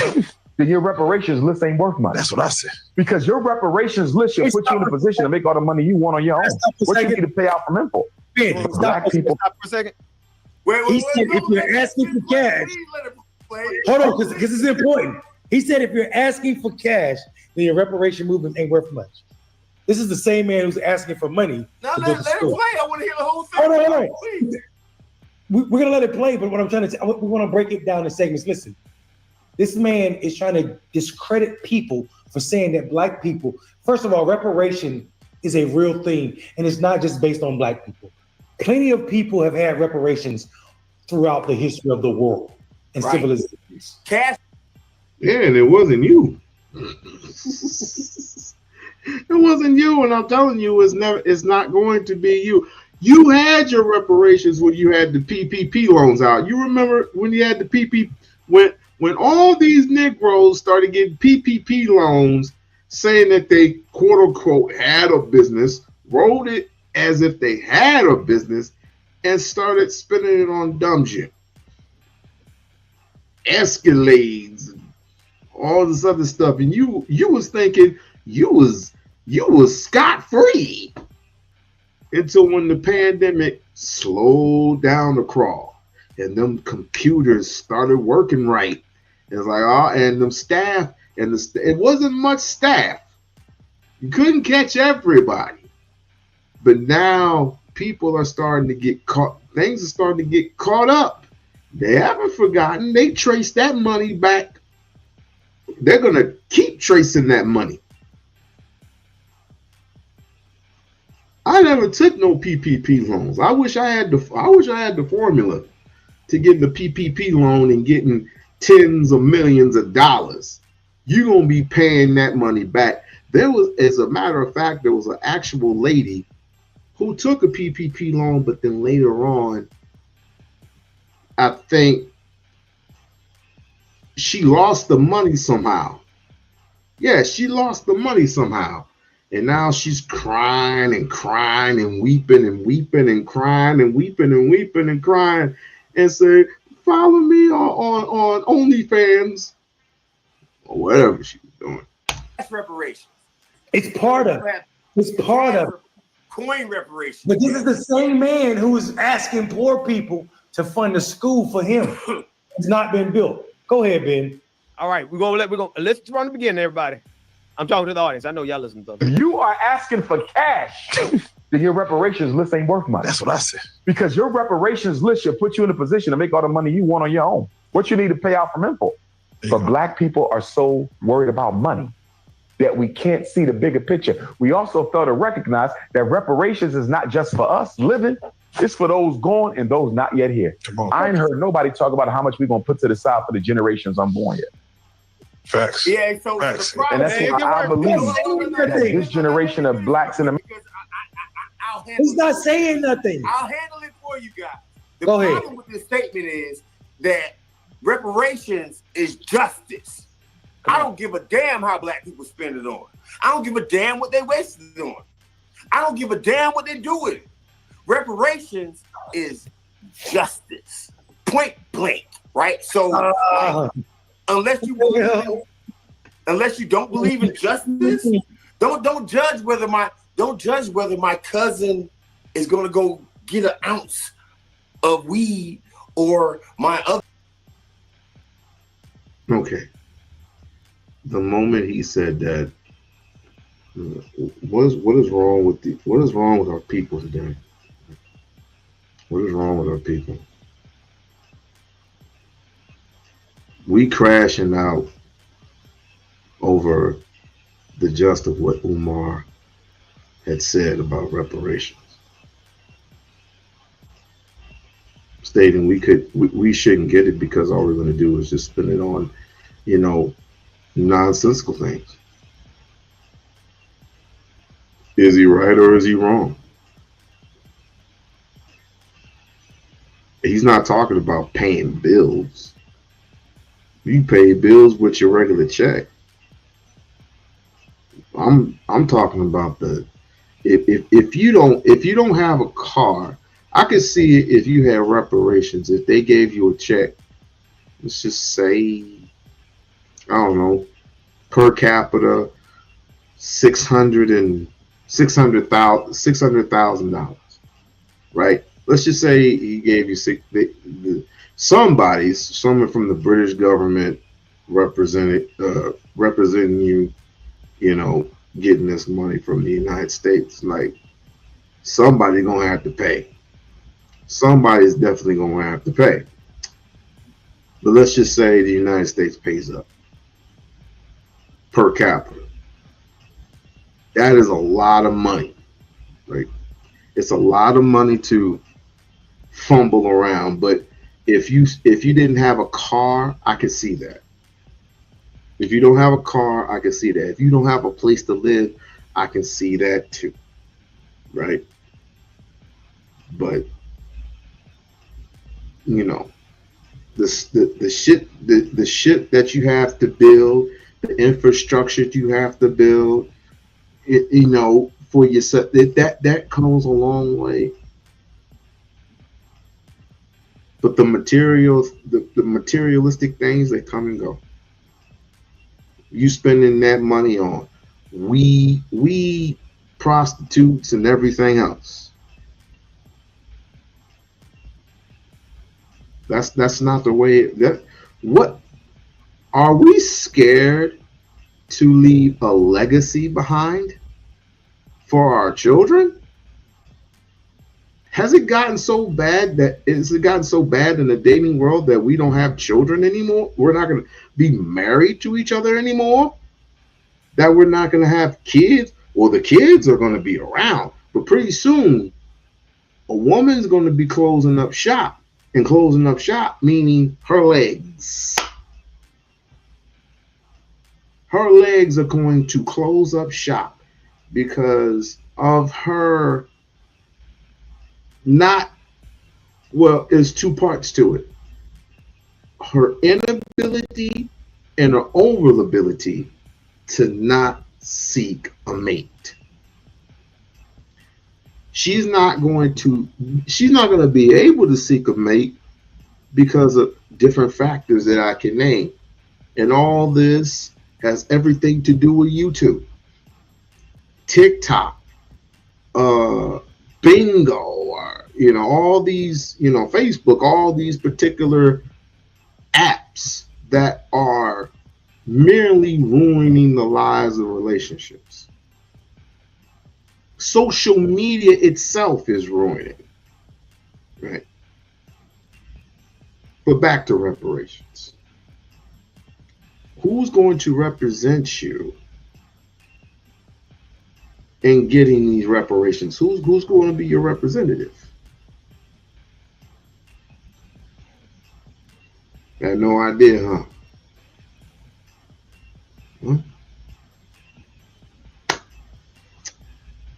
Check your own devices, ladies and gentlemen.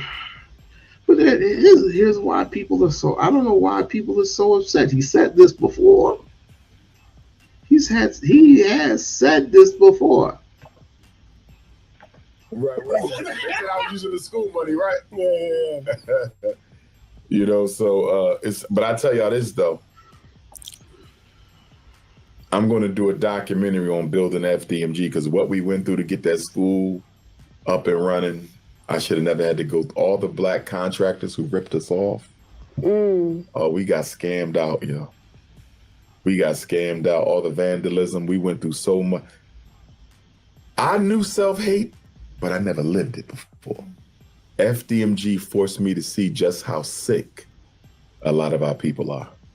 And I think one of the reasons God delayed the opening of the school is I still had a lot of lessons I needed to learn. I had a lot of lessons I still needed to learn. But we almost there now. We just got to get some floors done. And it's time to apply for a certificate of occupancy. So we tiptoeing around the finish line now. Thank God. Thank God. Those promises. And they never built nothing, talking about how long it took to open the school. They never built nothing. Not even a Lego house. Talking about how you become an expert in renovating a school and you never renovated one. That's what I hate about social media, man. It'll turn a nobody into an expert. It's crazy, man. And then to direct that energy towards you, trying to help. And see, my thing is this: if you're going to be a hater, be an honest hater. This is what I get. I get somebody come to a lecture, right? And they'll talk with me, take a picture, buy a book, best conversation of the night. And they'll go back home, jump on social media and start hating. When we just had a great conversation for an hour, I never knew you was a hater. He did all that just to say I spoke with him. And then go back home, get on the internet and misrepresent everything we talked about. Like, they're not even honest. Like, if you a hater, be a hater. Yeah. Don't be a friend of me, be a hater. Yeah. They can't even be honest with it, man. It's crazy. It's crazy. But I never traded in, though, because I look at all the people I've been able to help, all the lives I've changed, all the parents I helped with their children, all the kids I kept out of prison. Like there's been a lot of quiet victories along the way. I wouldn't trade them. And then people say, well, what do you feel about the memes, right? And I say it's the gift and the curse like everything else. On the one hand, they do play too much, right? But on the other hand, without those memes, I wouldn't have the audience I have. Right. True. You follow what I'm saying? Yeah. Even with the haters, without the slander, I wouldn't have the audience, because the way it works is a lot of the parents who come to me for help, you know what they tell me? Somebody sent me a video of you. Somebody was attacking you, saying you stole the school money. And I said, I need to look this guy up. And I looked you up and found out you was a school psychologist. And it just so happened I was having issues with my kids. And so you gave your number out, and I'm calling you now because I need your help. If she never saw the... What are you talking about? I can't even read that. You said, so when does it open? If it never does, then all the money given. What do you mean? What do you mean? Mouthpiece golden can't take that away from him. Boy, the hate, the hate is surreal. The hatred is surreal. I have to say. I really have to say. Huh? Hate on, hater. The hate. She could have never got the help. You see what I'm saying? So I recognize the purpose in everything.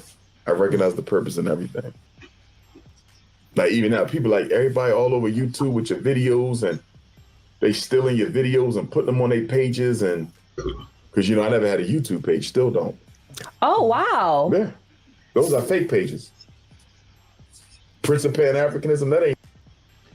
I almost forgot about that. You would go beyond links. You would go beyond your way to make a fake page about the prince. You know what? Not just fake pages about him, fake pages about anybody. Or you would do the whole AI thing and say that, you see, he with a snow bunny right now. You see, if you're gonna to AI him with a badder snow bunny than what it was that King Kong dumbass was doing. And I know King Kong consciousness is listening, you dumb fucker. You crippled fucker. You crippled bitch. I know you're listening. Where did I put that thing at? Oh. Ain't me. King Kong consciousness, that ain't me. They just use my pictures. That ain't me. I don't know who them is. And they're making money. So right now, I'm getting my name trademarked. Once my name is trademarked, I believe we can then scrape all them pages and take all my content back and bring it back to one place. Yeah, because that's crazy. Yeah. But the reason I wasn't quick to act on it, if it wasn't for people taking my content and sharing it, I never become who I am. You see what I'm saying? Yeah. So you try not to shut down what got you where you at. You know what I mean? Yeah. But they overdo it now though, because people be sending them messages and they be responding like they me. That's too much. I'm just wondering.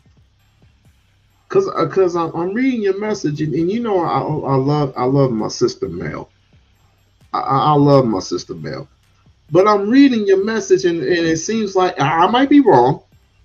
So I'm gonna give a disclaimer. I might be wrong about this, but I'm sensing that you kind of do have a slight hatred for him. Yeah, a little slight. But then again, I might be wrong. Because you probably heard it through the grapevine that he was invited to this 20-to-1 thing. The what's it called?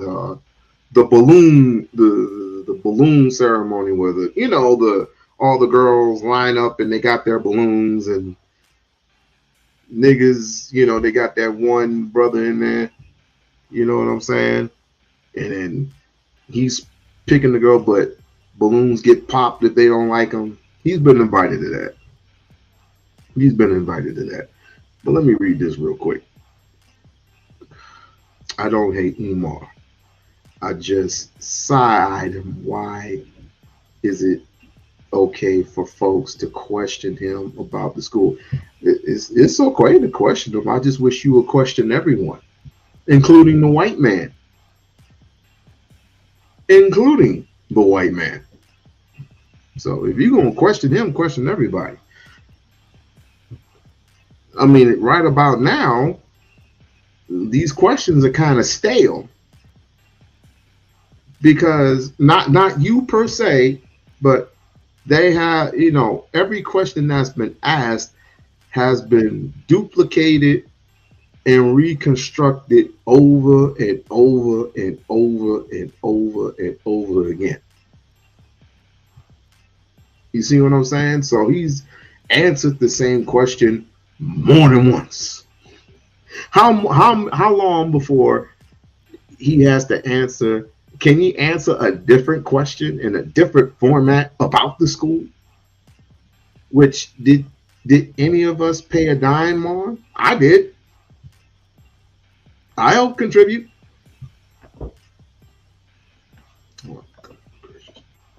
You see what I'm saying? Yeah, that's kind of Someone like, crazy. I messaged you the other day and we had a conversation. No, you didn't, because I ain't even got a YouTube. And somebody told me the King Kong consciousness might be a damn Caucasian, man. No, word. Yeah, they told me they think it's a white guy impersonating. Yeah.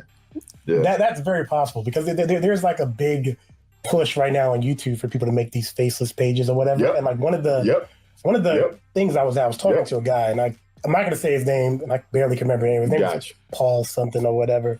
But anyway, he was teaching a strategy. We're literally doing exactly what you're saying.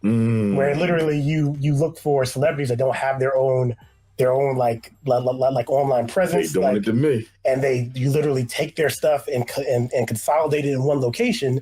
And he said that, ethically you can make sure it's known that you're a fan page, but you don't. They're have not doing that with me. Yeah, no, they're not doing that. You don't have to. That's crazy. They're definitely not. And they're making a killing. They were showing numbers on some of those pages are making $80,000 and $90,000 a month. Yeah. So it's kind of wild. Yeah. But the people always find a way to do something underhanded, as long as there's nobody stopping them from doing it. Oh man, no type of character, no type. Like, why would you even do that? You know, this is crazy, man. People out here wilding. Social media has made attention the new currency. People care more about attention than money now. Do you feel me? No, for real. They will forego the check to be known. And they will do anything to be known. Some of the stuff I see people do to be known, they will completely embarrass themselves for 100 views. So where does that stem from, though? I'm going to go to the psychology with you on this. I'm going to say this to you. One of our basic human needs is to be appreciated and recognized.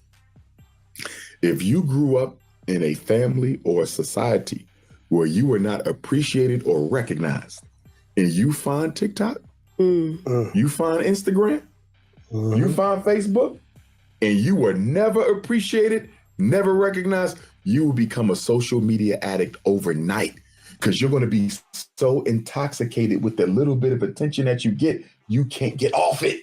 But y'all follow what I'm saying? It's like a drug, right? Yes, it's a drug. Yeah. Social media is a drug, especially if you're a low self-esteem, no attention, no appreciating getting person. I'm telling you, it's a drug. When you see a grandmother up there twerking, we lost. You know this is a drug. It's a complete drug, man. It's a complete drug. And that's why I appreciate the Chinese government. And I'm no fan of China, believe me, they racist. But I appreciate the Chinese government for passing a law. I don't know if y'all saw it a couple months ago, where the children in China can only be on the internet or social media for 3 hours a week. You saw that, Bob? 3 hours a week, that's it. And people like, that's wrong. No, it ain't wrong. Because they got better things to do. They're not going to let them be like the black kids in America. Nah, we trying to take over the world. Okay, you're gonna be about the business of helping us take over the world. You're not gonna be Twitter fingers all night. And you know, China don't have none of the social medias, right? Yeah, they have their own. They have their own social media. When I was in China, in order to get a social media, I had to get a VPN and break through to get, Sorry about that. Had to kiss the kitties goodnight. Now, there's this other knucklehead. I've been following these knuckleheads for a very, very long time. And I think it's well overdue. I think it's well overdue to start doing content on these weird Negroes. Now, and if you want to be featured on Viral Hip Hop News, if you want a commercial in the front of my videos, if you want to conduct an artist spotlight, wanted to service young Black boys. He had this education in psychology, wanted to service young Black boys. It was needed out here, especially around the time that he was really speaking on it. It was needed. And then throughout the years, we've seen that he wasn't really, it didn't seem as though he was serious about it. So we got upset. It seemed like he was scamming the people. It didn't seem like the school was going up. Eventually we came to peace going, the school ain't never fucking coming. It ain't coming.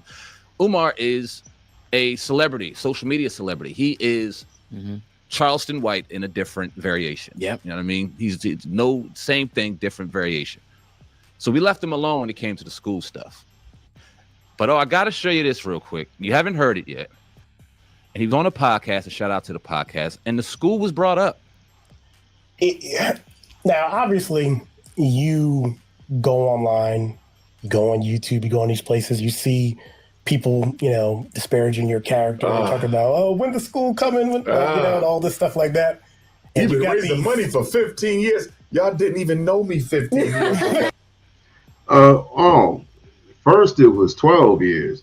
Then it was 15 years. Then it's 20. Then I heard 20 years. 20 years? So he's had this school for 20 years.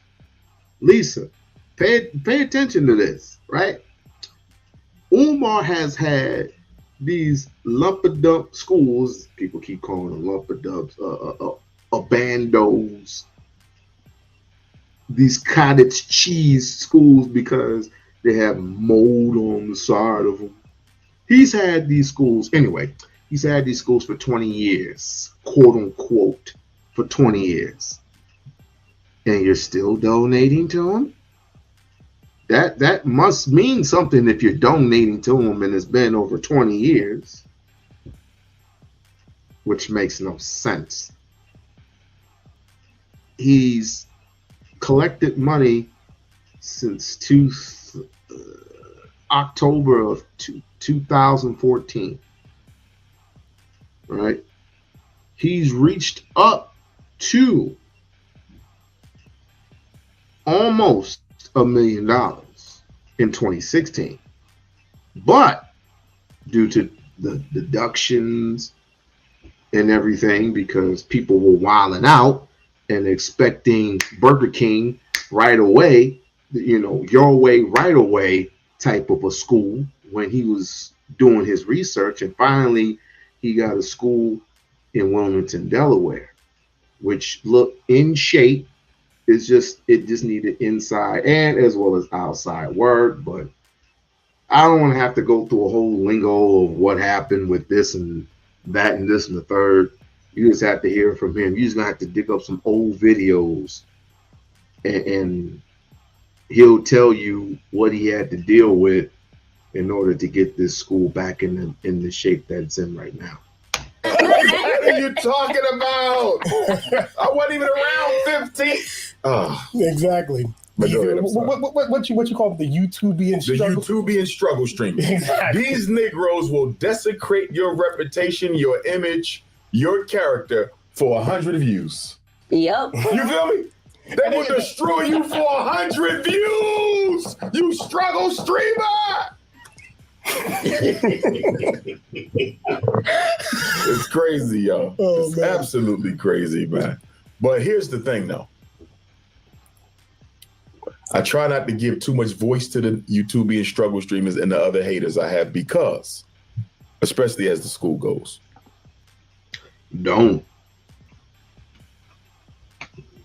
Except for, like I said, except don't pay attention to all these knuckleheads. But I still say you should handle your business with Lennon Island. I still say that. Take his ass to court. Take his ass to court and get your money so you can finish and get the bigger building and get that. What's the word I'm looking for?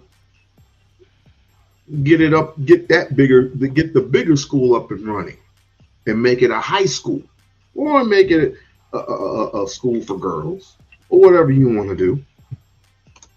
The school gonna open soon. See, my thing is, why are you arguing if you know you're gonna win? You see what I'm saying? Yep. Once the school open, the case, now don't get me wrong, they're gonna find something else then. You follow me? They're not stopping. Oh, they're not stopping. Like when you was buying the crystals at the cart that one time. Right. Well, they said I was using the school money, right? Yeah. You know, so but I'll tell y'all this though. I'm going to do a documentary on building FDMG because what we went through to get that school up and running, I should have never had to go. All the black contractors who ripped us off. Oh, we got scammed out, yo. We got scammed out. All the vandalism. We went through so much. I knew self-hate, but I never lived it before. FDMG forced me to see just how sick a lot of our people are. And I think one of the reasons God delayed the opening of the school is I still had a lot of lessons I needed to learn. I had a lot of lessons I still needed to learn. But we almost there now. We just got to get some floors done. And it's time to apply for a certificate of occupancy. So we tiptoeing around. The more I listen to him, the more I believe him. And here's why. Here's my reason why. Each thing that he had stated before, it took him a while, but he got it done. When it comes to the plumbing, he got it done. When it came to the water, he got it done. When it came to the HVAC took long as shit. But guess what? He got it done. The lights got that done. The filters and everything else. The only I haven't seen the inside of the school as of late. Hopefully they put them doggone boards back up on the ceiling.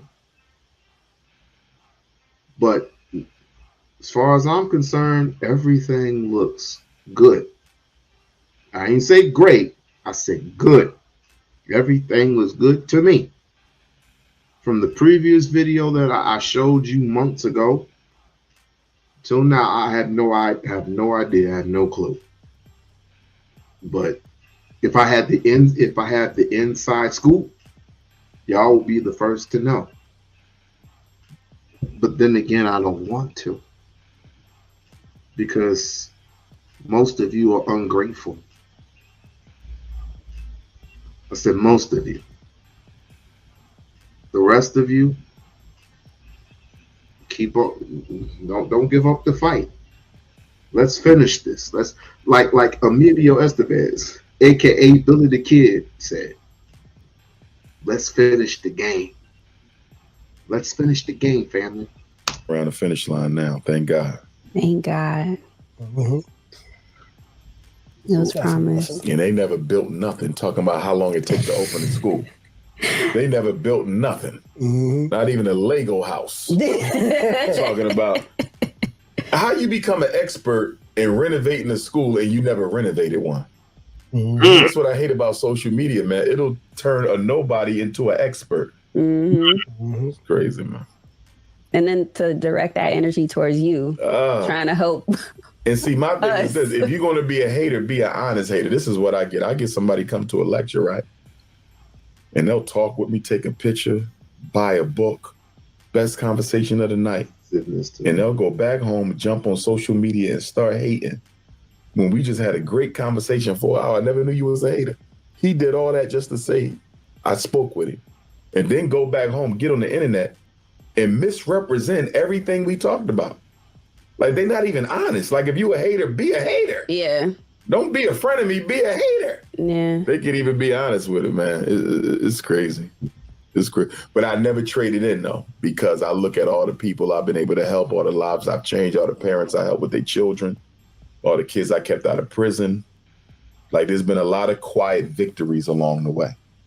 Man, floor is yours, real quick, big dog. Do you think? Nah, it's just Umar, man. I followed him from the beginning.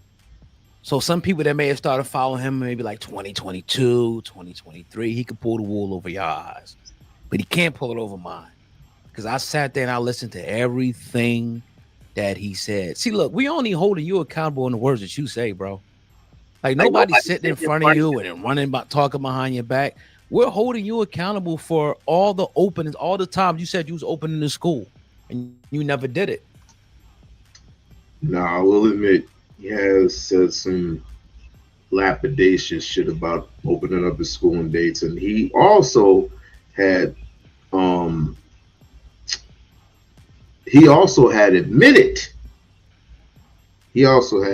to putting out dates, and he should stop putting out dates like that. That's all we're doing. And this dates back to maybe 2017 at the earliest, maybe even earlier than that. And we get it. It's rough. It's hard to do, right? And then it's about just be accountable. All we ask you is to be accountable to the people. That's it. And it's not even about just the donors, because any nonprofit, if you were to walk in there, today and ask for the records, they would have to produce it. They would just have to produce it. That's all we ask you. And this is the platform that you built. You built the platform on being accountable. You built the platform on being the savior of the black boys. We didn't put you there.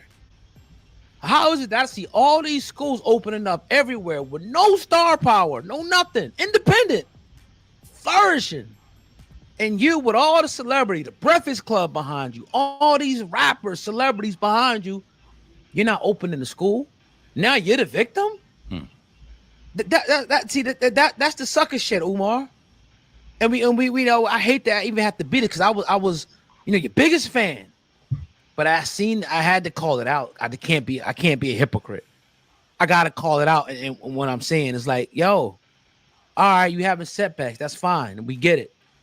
But people are making it happen, bro. Why don't you look in the mirror and say, look, it's me. Maybe I wasn't as good with my money. Same thing with Dame Dash. Maybe I, wasn't putting the money. I get it. People get ripped off, but you shouldn't be getting ripped off. You shouldn't. I know contract. I was just talking with a contractor before I came here today.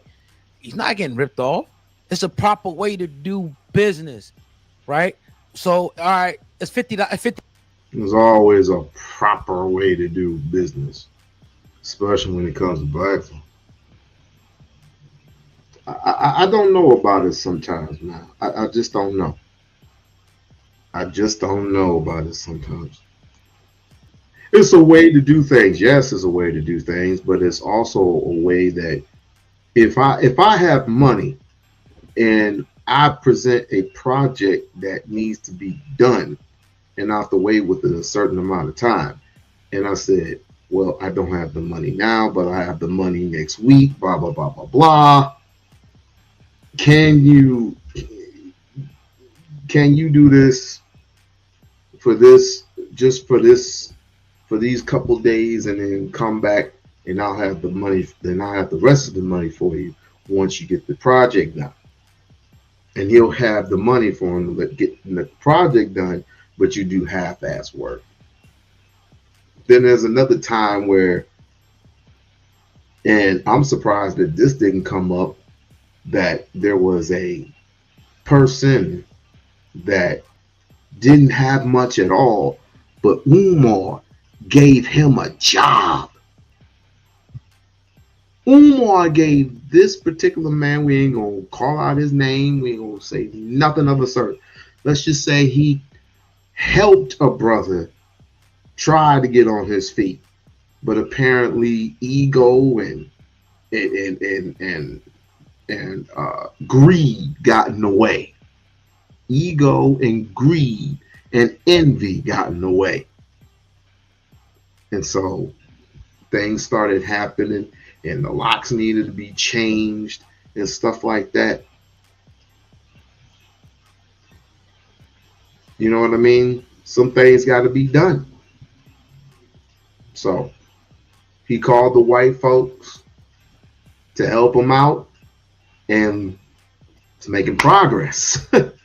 He's made if he's made this much progress, then what the fuck does it matter? What does it matter? Open up the school in his own time, not because y'all want to. $50,000 to do the whole thing. All right, we're gonna start with the floors. We get the floors done.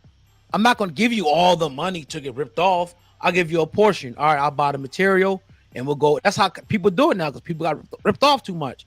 All right, this week I'm gonna pay you $2,500. All right, when you get done this portion, I'll pay you this. That's the way it's done. Yeah. And then the people are giving you money. You're not using your That's your assumption, sir, of how things get done. Your assumption and your assumption alone. Although I've seen people give the people the money up front, and they actually do the work how it's supposed to be done. But then again, you give the people the money and they just do half-ass work. I've seen that too. But you can't just up and just say, well, this should be done this way and this should be done that way. Did you let him know that? Did you let him know these feelings? Did you let him know? And why you got scammer on there? What is he scamming? He has the buildings. He been had the buildings. What is he scamming? Own money. You're using the people's money as a non-profit. You're accountable to the people. I don't give a damn if I'm a hater. You still got to be accountable to us. No, we don't. So I don't like that. Like I just don't try to push it back on us. The school's been over there for 10 years, and you've been around for damn near 15. Umar. See, there you go. This is the reason why niggas are out the loop and niggas are out their motherfucking minds. The school has been worked on for 5.5 years, niggas. All right? What does it freaking matter? Y'all some fucking haters.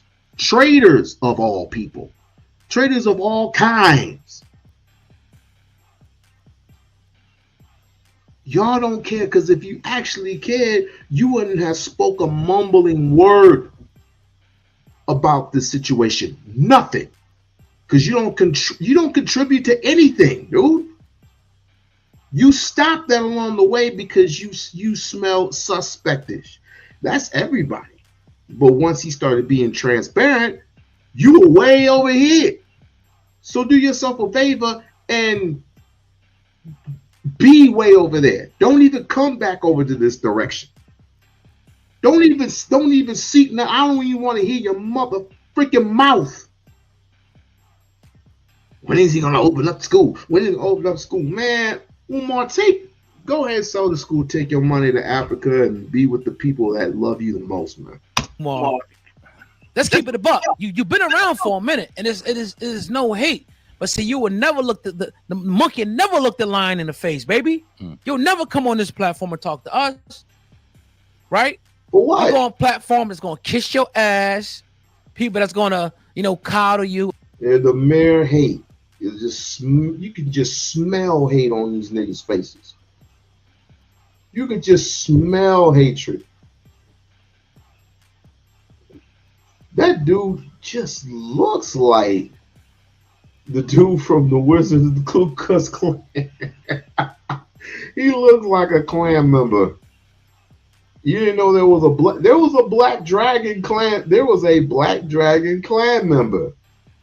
I just forgot what the brother's name was. I think he's like a music artist now or something. But I think he's a former member. Yes, he was a Black Klansman. Yes. I gotta look that up too. You would not ask the right questions. One time you got on the platform, Lord Jamar, you lost your mind. And we're not saying like you're a punk. Your father, your daddy had to come up here. Your pop came up here twice and looked us in the face as a Marine. Shout out to the Marines. Yep. Salute to Mr. Johnson. Yeah. Looked us in the eyes, face, old man. And he talked to us. He tried to defend you, bro. So you can pull the wool over though. You can't do it to us, man. We a totally different breed and we know you, bro. It's crazy. Yeah, it's crazy. Now the people scammed you. Come on, bro. And I promise you, this was never going to be a topic of conversation again, because for what? Yeah. Like, for what? We got rid of it a long time ago. And shout out to the people, to the podcast who interviewed him, because in a very passive aggressive way, and you kikied and you cockeyed with him to make him feel. I don't know if it was a genius move or you actually were just kissing his ass and was afraid to ask him. But in your mind, you were wondering, where's this damn school at? But you played Not it the in a way. building, the school. But go ahead. Yeah, just to play it in a way so that he can answer the question. Because like you alluded to, when Lord Jamar asked him the question, and it wasn't so kiki and kaka and I'm gonna kiss your ass. No, dog, what's up with the school? You got defensive. And you started getting defensive here. That's a whole blatant lie, nigga. That's a whole cotton mouth face ass lie, dog. He answered the question how it was supposed to be asked. But when he started telling his little story, and that's how the optics got raised, he started telling his little story about how his wife's daddy or whoever the hell, was, mumbling or, you know what? Why am I even talking about Lloyd Jamal? Lloyd Jamal lost his shit when he lost to a white man. He was acting all political and stuff. He was acting logical. But when he lost, as a matter of fact, we got time. I'll review the shit. I will definitely review the shit. When he lost that little battle, he started going back to cuss words and calling him names and say, if I saw him, I'll smack the shit. If I was in the same room with him, I'll smack the shit out of him. If I was in blah blah blah blah blah blah blah blah blah blah blah blah blah, I'll smack the shit out of him if I see him. Why? Because you lost. You lost the debate.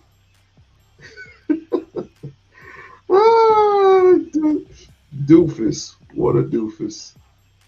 What a fucking doofus. Yeah, let me go keep playing this and I'll find How dare you blame the people?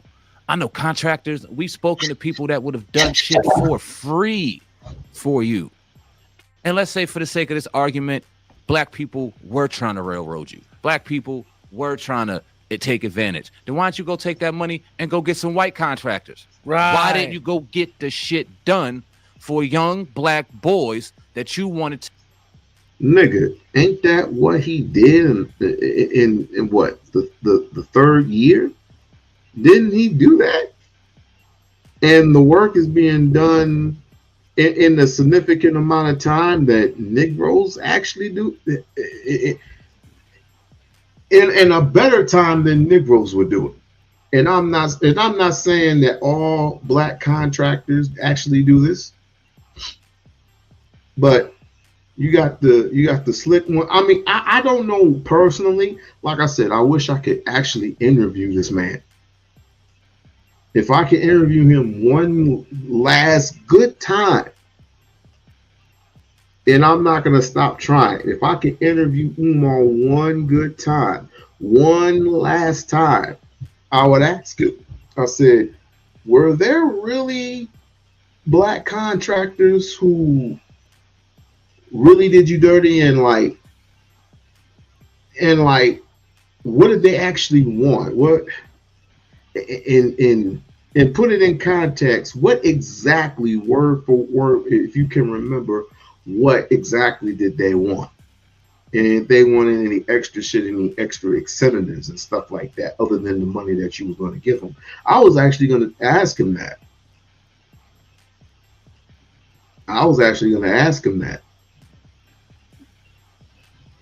To see if it was true. I mean, because again, Umar's not the only one, because people have been complaining about contractors as well. So it's not just the black ones, it's the white ones as well. But he's getting it done. So why are we even speaking on this? To service if that was your intent. This is the lamest excuse I've ever heard in my life. And you want to talk about some self-hate? I think Umar suffers from some deep self-hatred toward his own people. Yeah. It's crazy because when you get him, if you get him behind a microphone and the vibe is right, oh, he'll talk your draws off. He can talk, boy. He could talk. But when it comes to accountability, he shrinks up like a fucking kindergarten girl. Woo-hoo-hoo. Accountability he don't like. You start yelling and barking and getting all mad and upset and you're sweating and now you want to start pointing fingers and never pointed the fucking thumb. There's a problem there. And let me tell you something. My daughter was born in 2014. I got back from California in 2012. I got with 120 in 2013. Nico and I used to talk about taking our son. Goddamn. Right. Yeah. Nico and I used to talk about putting our sons in FDMG Academy when they were babies. My son about to be a senior in high school. Nico's boy is a freshman in high school. And I just say that to think about timing. That was 2014. That's when I heard of him. That was 12 years ago, dog. 2025 now. That was 13 years ago, dog. So when you say you went around for 15 years, do your math, bro. You were. You were. I know people dating back as far as 2012 heard. When was the St. Paul school talked about? I don't know the exact date. Maybe 2014-ish. That's 12 years, dog. Right. That's 12 right there. Mm-hmm. It's clown behavior. Dumbass niggas. Goofball ass niggas. Come close. Come close. Come close. Punk ass niggas. Come close. First of all, come kiss this motherfucking ring. I just want to smash this one motherfucking heads in, nigga. Come close, little bitch ass nigga. Especially you, fat boy. Come here, little punk ass nigga. Little sissy ass boy. Sam Cassell ass nigga. Come here, you too, punk ass nigga, you too. When was St. Paul's College? When did he go to St. Paul's College and try to abduct the schools in St. Paul's College? That was back in 2016. Moist ass niggas. 2016. They wanted $2 million for the school. Did he have $2 million? According to y'all knuckleheads, yeah, he had the money to purchase the school. No, he didn't. St. Paul's College is a memory. But you have no problems getting with Tommy Sotomayor. And you would never hold Tommy Sotomayor accountable. Moist ass boys. You would never hold Tommy Sotomayor. You would never hold Sarah Sutensetti. You would never hold any of them Negro Brother Polite accountable. I don't think. But you have the nerve to bring his father up there to talk about his son over some personal business. You couldn't call Umar and get him on the phone, get him over there because he didn't want to talk to a bunch of no good heathens. He didn't want to talk to a bunch of no good heathens, but you have the nerve to call his father to bring him up there? Not once, but twice. I spoke with his father. I spoke with Jamal Johnson. That's terrible. That's fucking terrible. My boys were babies in 2014. So you expect him to have the school when 1 to 2 years? That's a pipe dream, especially with black money. With black money, you know that comes with perks. You know that comes with perks. You know that comes with a contract. You know that comes with incentives. Everything you can think of. When it comes to white money, oh, I can trust you. Yeah, as a matter of fact, here's a little more.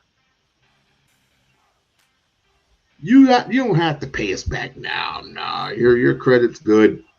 You don't have to pay us back right now. maybe in a few months or so, but you don't have to pay us back right now. With black money, it's like you got until this time tomorrow to pay me back my $5. This is how we are.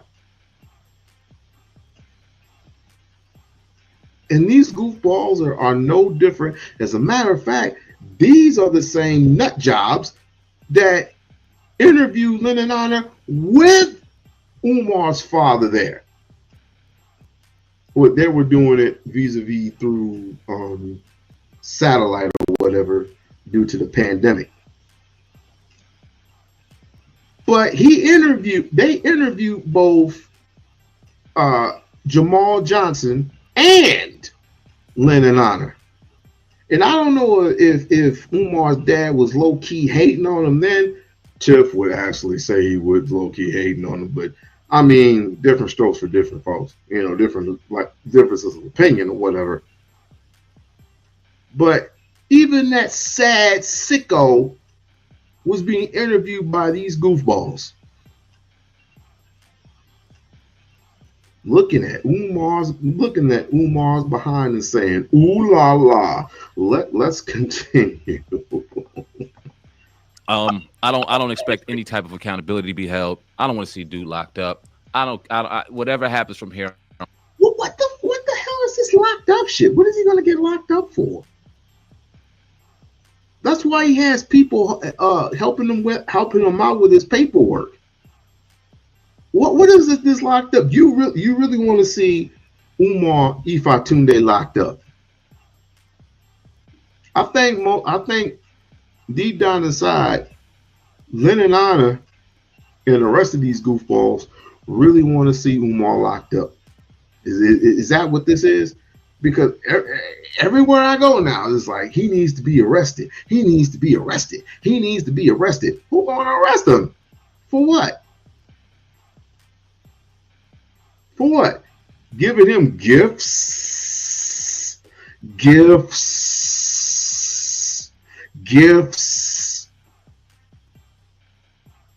It's insane. Now, cool, whatever. But don't play the people and start pointing the finger at people that would have helped you. People that would have taken money out of their pocket to invest in you because they believed in you, and now you turn your back on them.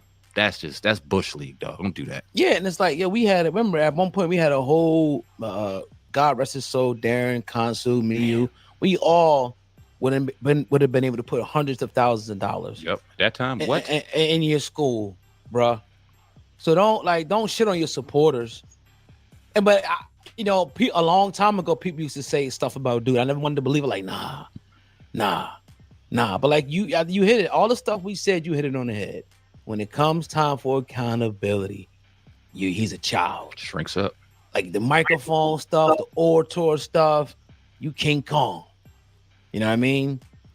But motherfucker, you a goddamn, like, I ain't gotta repeat it no more. Like, and that hit everything home right there, because it's just like all the people are asking for is accountability. And you're talking about a guy, right, who puts himself in the likeness of a Marcus Garvey, puts himself in the likeness of a Malcolm X, a Dr. Martin Luther King, or a Fred Hampton. He puts himself like the next great Pan-African King Kong consciousness, Hotep, right? That's who you put yourself next to. These guys were men of valor and honor, and they wasn't perfect, but they were men of valor and honor and accountability. You didn't see them going around making excuses and blaming people. And now like you gotta say, oh, how many black contractors ripped you off? You had many people say they was gonna help you for free, bro. Yep, good people. Good people that said, look, I'll come in and do it, bro, on the strength. Yep. So you're trying to make it seem like the people is the enemy, bro. You had nothing but support from the people. Yep. And that's a motherfucking lie, and you know it. First and foremost, the people that said that they actually was going to do it for free wanted a little bit of incentive, right? And he had no problem doing that. He had no problem putting out the extra cash, but they wanted some type of scam that they wanted to be on some goofy shit, on some, I don't know. If you don't put my name on the side of the school or whatever, some stupid ass shit, And then you had another motherfucker who he actually helped, but stole some things trying to get some money. And this was a homeless guy. This was a homeless guy. Tried to help him get him on his feet.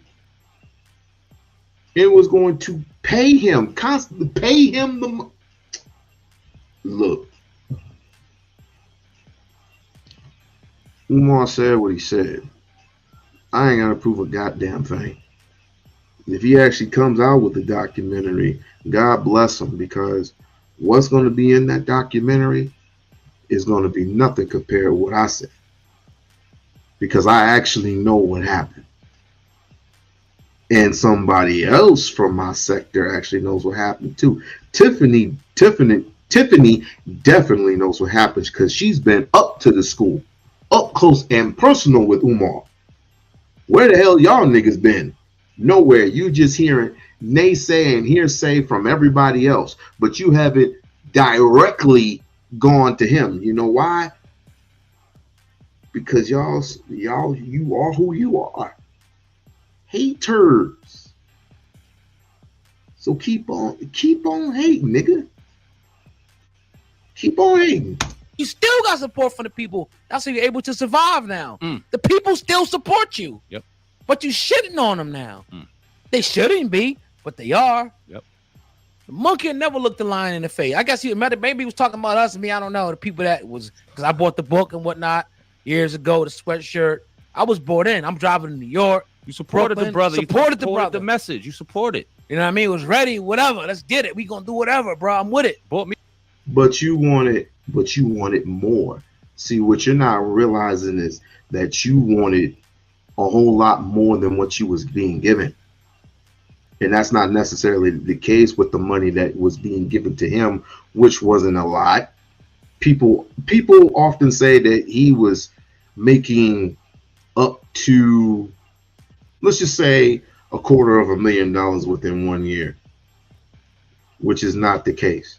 Then 3 years passed, they said, oh, he made over $1 million. That's another lie. You forget the deductions from Pen Pal, because he's obviously came out with that story already.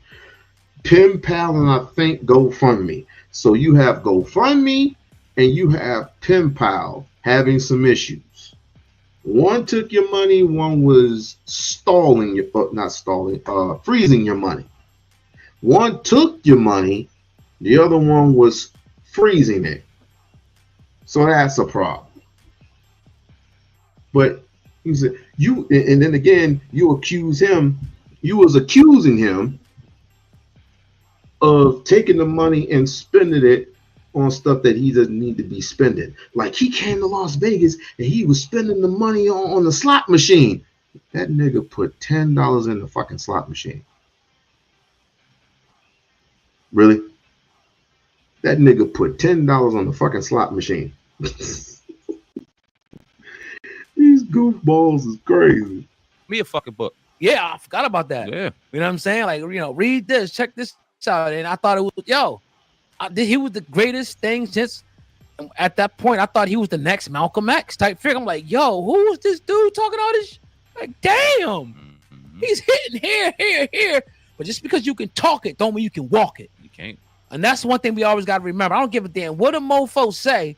It's what they do. Yep. And it's what you do and what you said is why people are holding you accountable for. It's not a single hater out there. I don't think nobody hates this dude at all. I think he might have had some people, whatever, didn't like this, and some people might like his stand on interracial relationship, but nobody hates you, dog.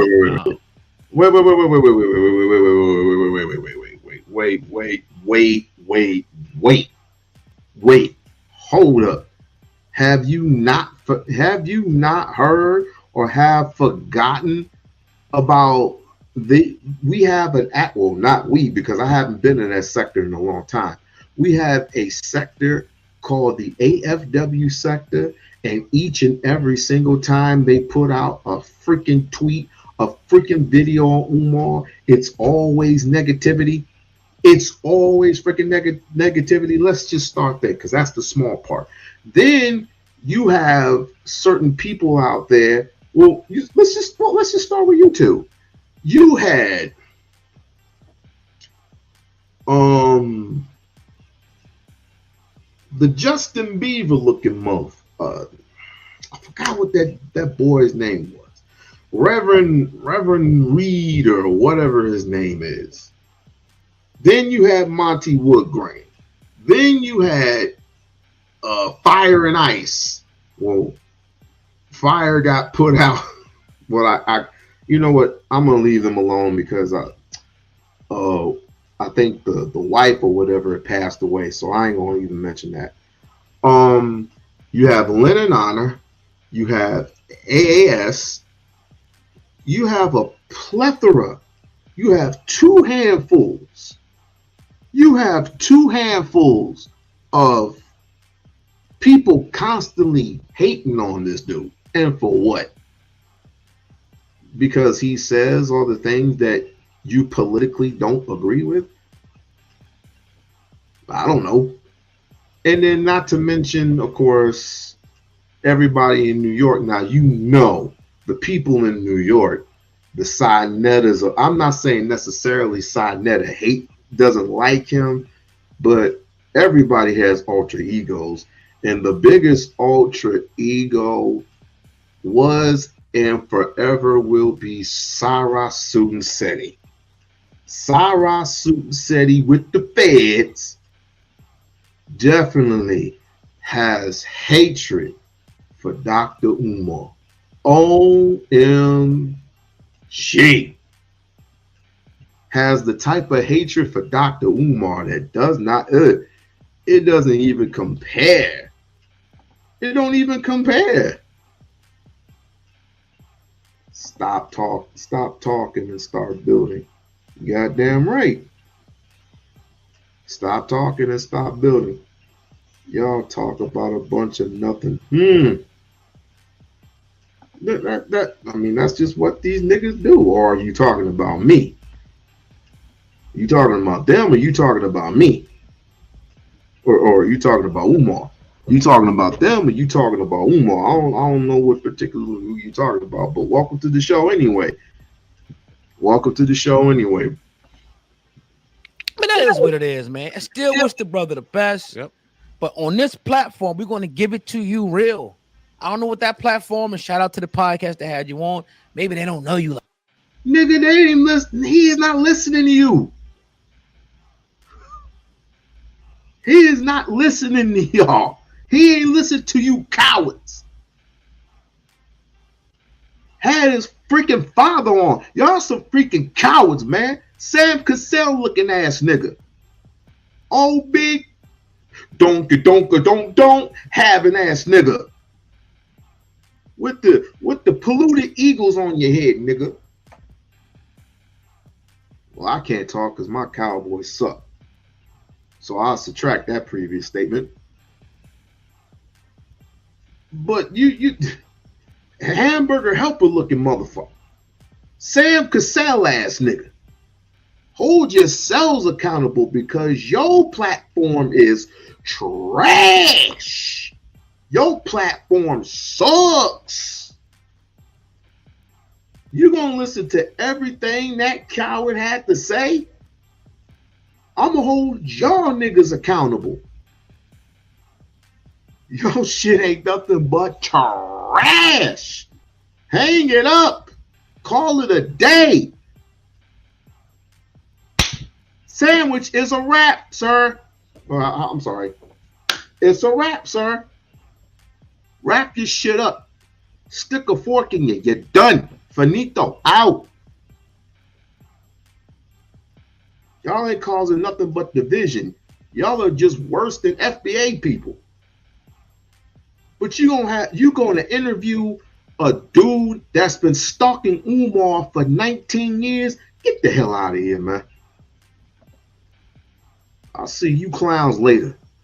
Get the heck out of here. That's crazy.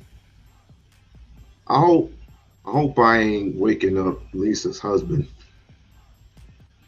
I hope she ain't got the thing up too loud, because I don't want to wake nobody up. I'm telling you, these are some clowns, yo. Anything that anybody else does is like everybody gets offended. Or excuse me, I'm sorry, I said that wrong. Anything that he says, everybody gets offended. But people follow Anton because they want some money from Anton. Oh, you turned it down? Then let me stop talking because my kids just went to bed. So I just dislike clown behavior, man. You holding you accountable.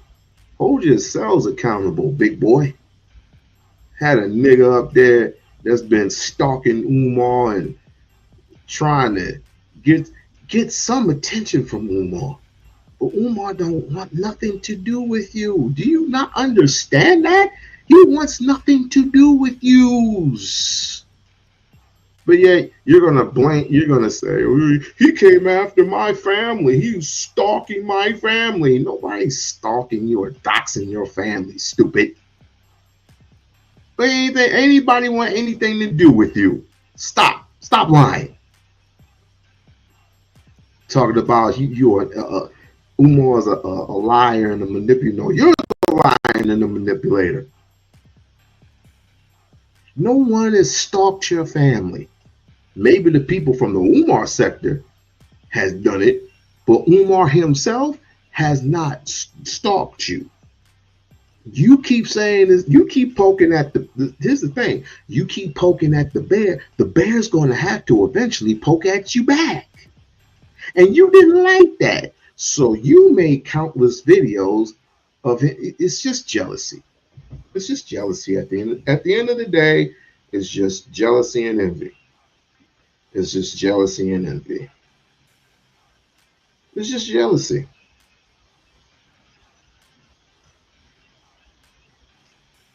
It's just jealousy. And I'm so sorry that you have to encounter a person like E5, but it is what it is, kid. I mean, not saying that you didn't have any talent and you didn't have any skill. It's just that he's a different breed. Instead of hating, why don't you practice some congratulation skills?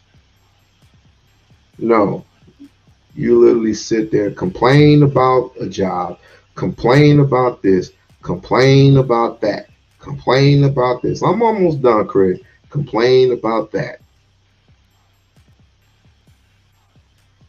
And like I said before, this is the last time I even address old dude, old Christian. I hope he gets this too. Old Christian woe dude. Now, correct me if I'm wrong, but if Craig slaps me and I'm a Christian, right? If Craig punches me in the face, let he punch the other side of the face.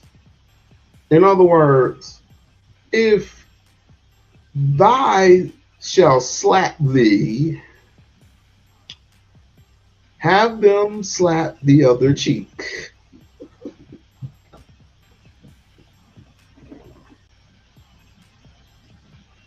No, we would have to, in reality, we would have to go to war. We would have to go to war, literally. We would definitely have to go to war. If you slap me, I guarantee you will get the beating of your life. It's not like slap the other cheek. I'm a Christian and I go through my Christian ways. Oh, no. We will have to do what we had to do. We got to do what we got to do. No questions asked. Yeah, Lee, get him out of here. Get him out of here. Put him in the fucking bathroom. Go on, put him in the fucking bathroom. Get him out of here.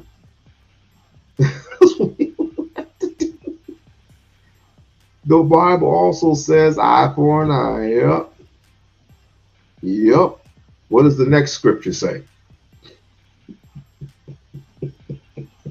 What is the next scripture? As Uncle Jeff would put it, shouts out to Uncle Jeff. What does the other verse say? Let's look that up. No, I ain't gonna look that up. Nah, but I'm done. I'm done talking about this William Oneil fake Christian woke person. I'm just saying it's like for him to participate in the Lenin Honor Fest is quite mind-boggling to me. But then again, that's everybody that's on these YouTube streets. That's everybody in general. Because you're participating in one man's destruction. Instead of helping them on the come up, we're participating in the crabs in the barrel mentality. We're sad. We're sad, a bunch of people. Why don't we advertise and help some of these people out who do have schools? But then again, I keep hearing that some of these schools, no matter, depending on where they are apparently foreclosing or closing down. Oh well, that's the way the cookie crumbles when you don't support each other. Or you get some hideous people and you basically give the keys to your oppressor and you say, here's the keys. Where's my bread? Here's the bread right here. Oh, I can buy a condo in the Bahamas. Anyway, support the channel, Craig, or Lisa, go ahead and get some sleep, my dear. I'm pretty much done with this life of mediocrity, or this live stream that that's pretty much has had enough of goofballs who apparently make live streams luncheon off of the people who actually have a definitive hate for Dr. Umar. And that's fine. That's fine. The only reason why you have a definitive hate for Dr. Umar and not anybody else, because he takes his belt off and he thrashes with authority. He thrashes with authority and wants to make you think. But like Neely Fuller, like Dr. Claude Anderson, like let's see, like a Neely Fuller, like, well, let's take it back, like a Martin Luther King, like a Malcolm X. But wait, a lot of people are starting to disrespect Martin Luther King, just like that broad Sexy Red did. But you got different types of broads now disrespecting the honorable Martin Luther King, and for what?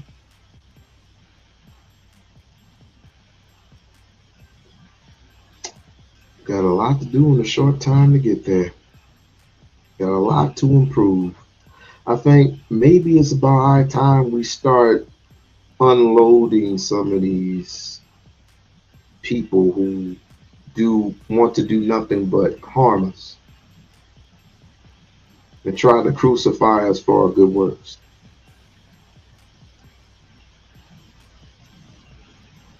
This is We-On-Loc Nation, and you know what it is. Like, share, subscribe to the channel. Like, share, subscribe to the channel. You get the you listen to the replay, listen to these words. Please become a member of the We-On-Loc Nation channel. Become a member of the We-On-Loc Nation channel. I say these words to you. Peace, love, and chicken grease.